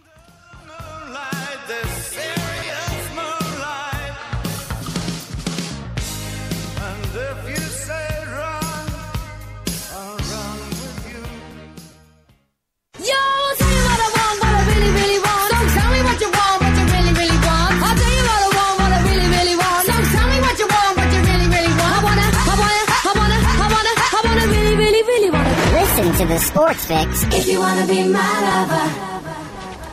Hey guys, before we go to the break, I want to talk to you a little bit again about our good friends at Harry Buffalo North Olmsted, the UFC, the Ultimate Fighting Championships, some of the hottest fights in the world today. Each and every one of their huge events, Harry Buffalo is one of the few places in Northeast Ohio you can go there and watch each and every UFC fight at the Harry Buffalo. And let me tell you, I've been there. The people are out the door. They are to the rafters. It is one of the craziest environments for some UFC fights. Wing Mondays, they've got great deals on wings and drinks, and every day of the week there's a different special, a different deal. And don't forget the Bison Burger, the unbelievable. It is the combination of a fantastic burger and eating healthy combined into one unbelievable sandwich. You have got to get a Bison Burger while you're there. So whatever you're looking for, whatever day of the week, Monday through Friday, Saturday, Sundays, there's something for you at the Harry Buffalo North Olmsted, just outside Great Northern Mall. Check them out today. Harry Buffalo, join the herd.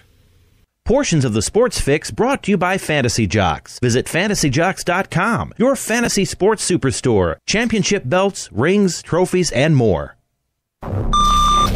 Fantasy sports lovers, you put so much time, hard work, and effort into playing week to week that it quickly stops being a fantasy and starts getting real. Real time spent making real decisions, creating real victory. I'm the greatest man in the world! And when the smoke clears, you want to show off those victories with a real prize. I mean, a really real prize. Nobody does that like Fantasy Jocks. The crew over at Fantasy Jocks have beautiful, high-quality, and heavy-duty championship belts, rings, trophies, and so much more for all your fantasy sports needs. The trophy's 12 feet high, and it is glorious! Football, baseball, hoops, you name it, they have it. Plus, they have awesome draft kits and party supplies to make all your preseason activities the envy of everyone. If your league needs a ring, belt, or trophy, or you want to upgrade what you already have, there's literally only one place to go. If you're going to be a fantasy jock, do it right. It's mine, the most magnificent belt ever created, and it's mine. With America's fantasy sports superstore, fantasyjocks.com. What's your fantasy? The Sports Fix is now available every day on the world's largest internet radio service, iHeartRadio. Download the free iHeartRadio app, subscribe to the show, and get your fix. I'm Pro Football Hall of Famer Paul Warfield. There's just one place where students are students first and athletic. That place is your local high school. High school sports help young people become confident leaders and role models and use the skills developed today to do even bigger things in life tomorrow. High school sports, a winning part of a complete education. This message presented by the Ohio High School Athletic Association.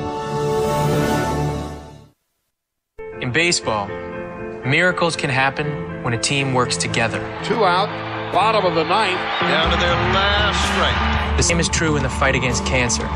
That's why MLB has teamed up with Stand Up to Cancer. Because we believe that when we all stand up together, 41,000 on their feet, we can make cancer history. Now everybody's standing. What a buzz in this building. This is beyond a dream. Stand up with MLB at standuptocancer.org. Hey, Cleveland, this is Ed Doherty, voice of San Ignatius Wildcat Football, and you're listening to the Sports Fix. This is the Sports Fix. What is your name? I'm the dude. So that's what you call me, you know? That or his dudeness or duder or, El Duderino if you're not into the whole brevity thing. Dude, what do you want? Well, it's this rug I have. It really tied the room together. We are not a show to be swept under the rug. We are a show to be heard. It's the Sports Fix.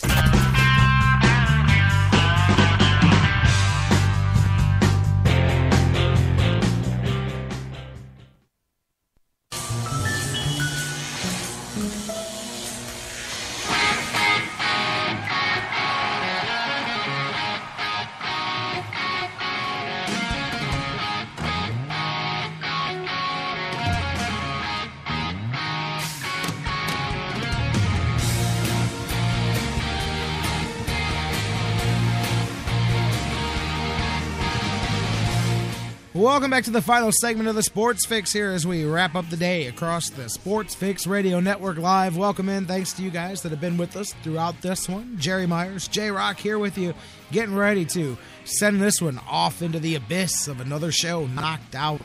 Lake Erie Monsters this weekend. Man, you know what? This is what happens when you wait until the end of the season to start trying to make your push.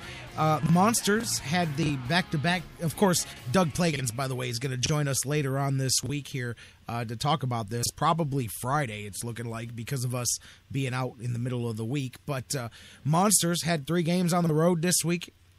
Rockford, they dropped it, and that one they needed. Rockford's in 4th place in the playoffs as the Monsters sit on the outside looking in for the playoff run. Back-to-back games with Charlotte. Monsters took both of those games, 3-2 on Friday, 5-1 yesterday.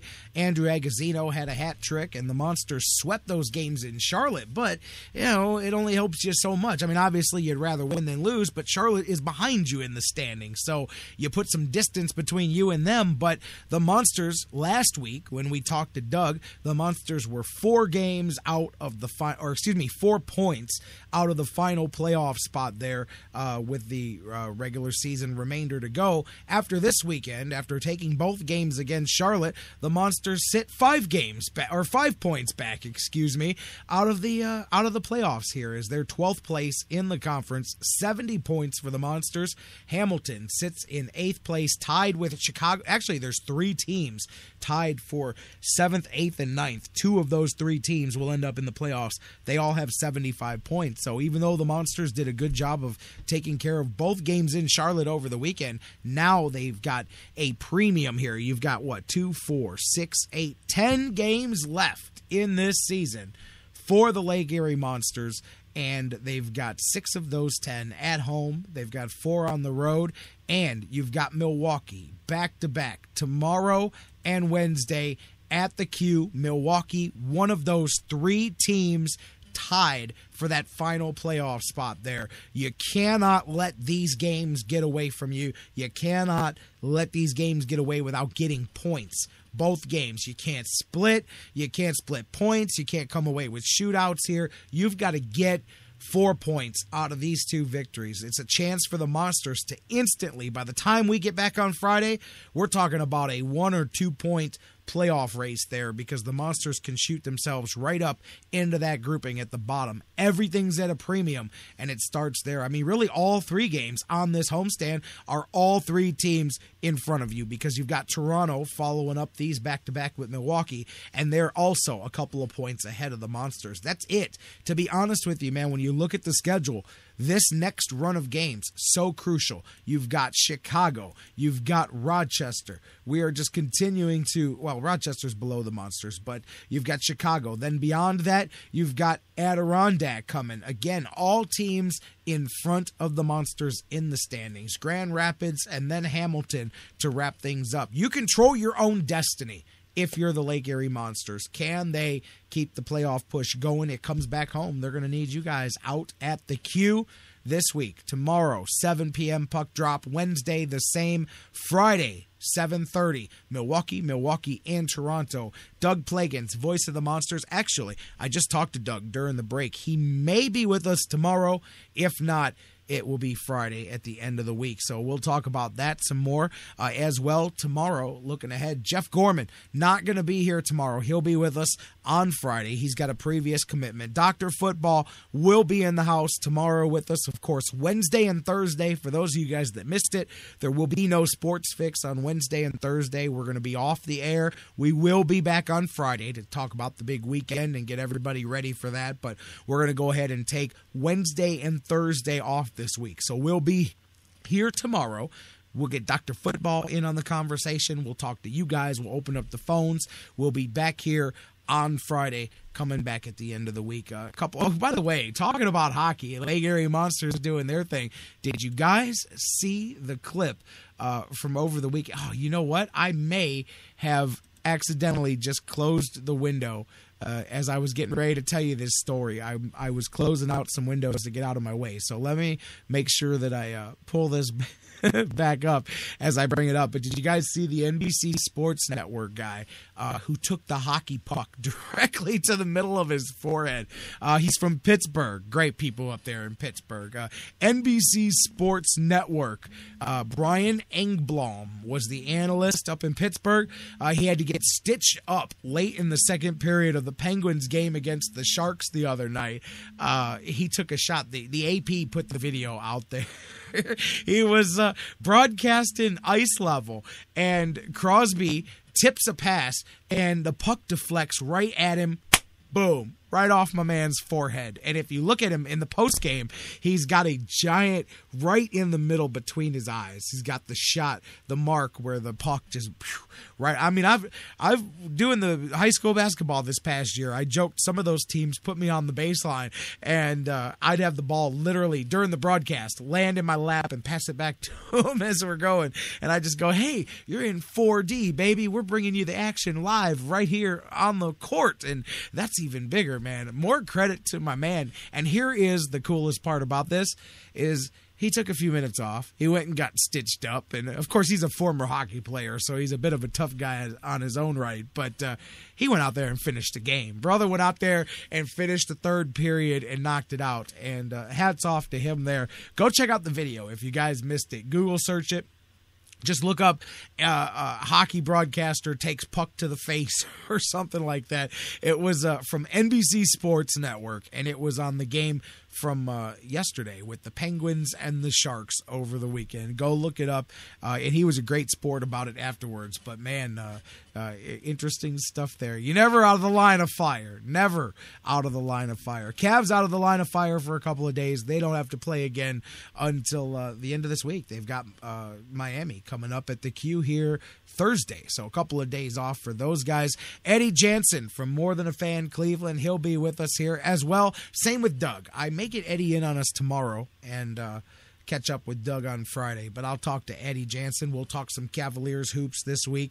It's going to be a lot of fun tomorrow, guys. Hey, I don't know about Wednesday and Thursday, but we're here tomorrow, so come on back and let's do it. Same bat time, same bat channel. You guys know the deal already. Let's do the Sports Fix thing tomorrow, live at noon, right here across the Sports Fix Radio Network. Guys, enjoy tonight. Not a whole lot on the slate. Of course, the Indians getting ready to play some baseball, 4 o'clock this afternoon. Just a couple more of these games that don't mean the world here, although they do to the guys fighting for the end of the roster. Indians, White Sox, Trevor Bauer, last spring start for Bauer. Let's see how he's looking heading into the season. He's taking on Hector Noesi for the White Sox for this one here today. 4:05 is the first pitch on that one. We'll be here tomorrow to talk about it, guys, and we'll do all the Sports Fix thing like we do tomorrow, noon, right here on the Sports Fix. We love you, Cleveland. Have a great night, and we'll see you tomorrow here on the Fix. Uptown, yes, y'all. Heading to the flex. Get it popping up with Steph Flaws. Old State Monster. This the home of King James. We are not the Empire, but this is where the Kings play. Cleveland, let's go. We rep our city. Blue lights separate the grind from the gritty. Red Sea fitted. Hood pass cover any city that we visit. When the up on Cleveland. Survivals are must on these streets. We hustle, don't sleep. Out here in Cleveland, Cleveland, Cleveland. Okay, now here we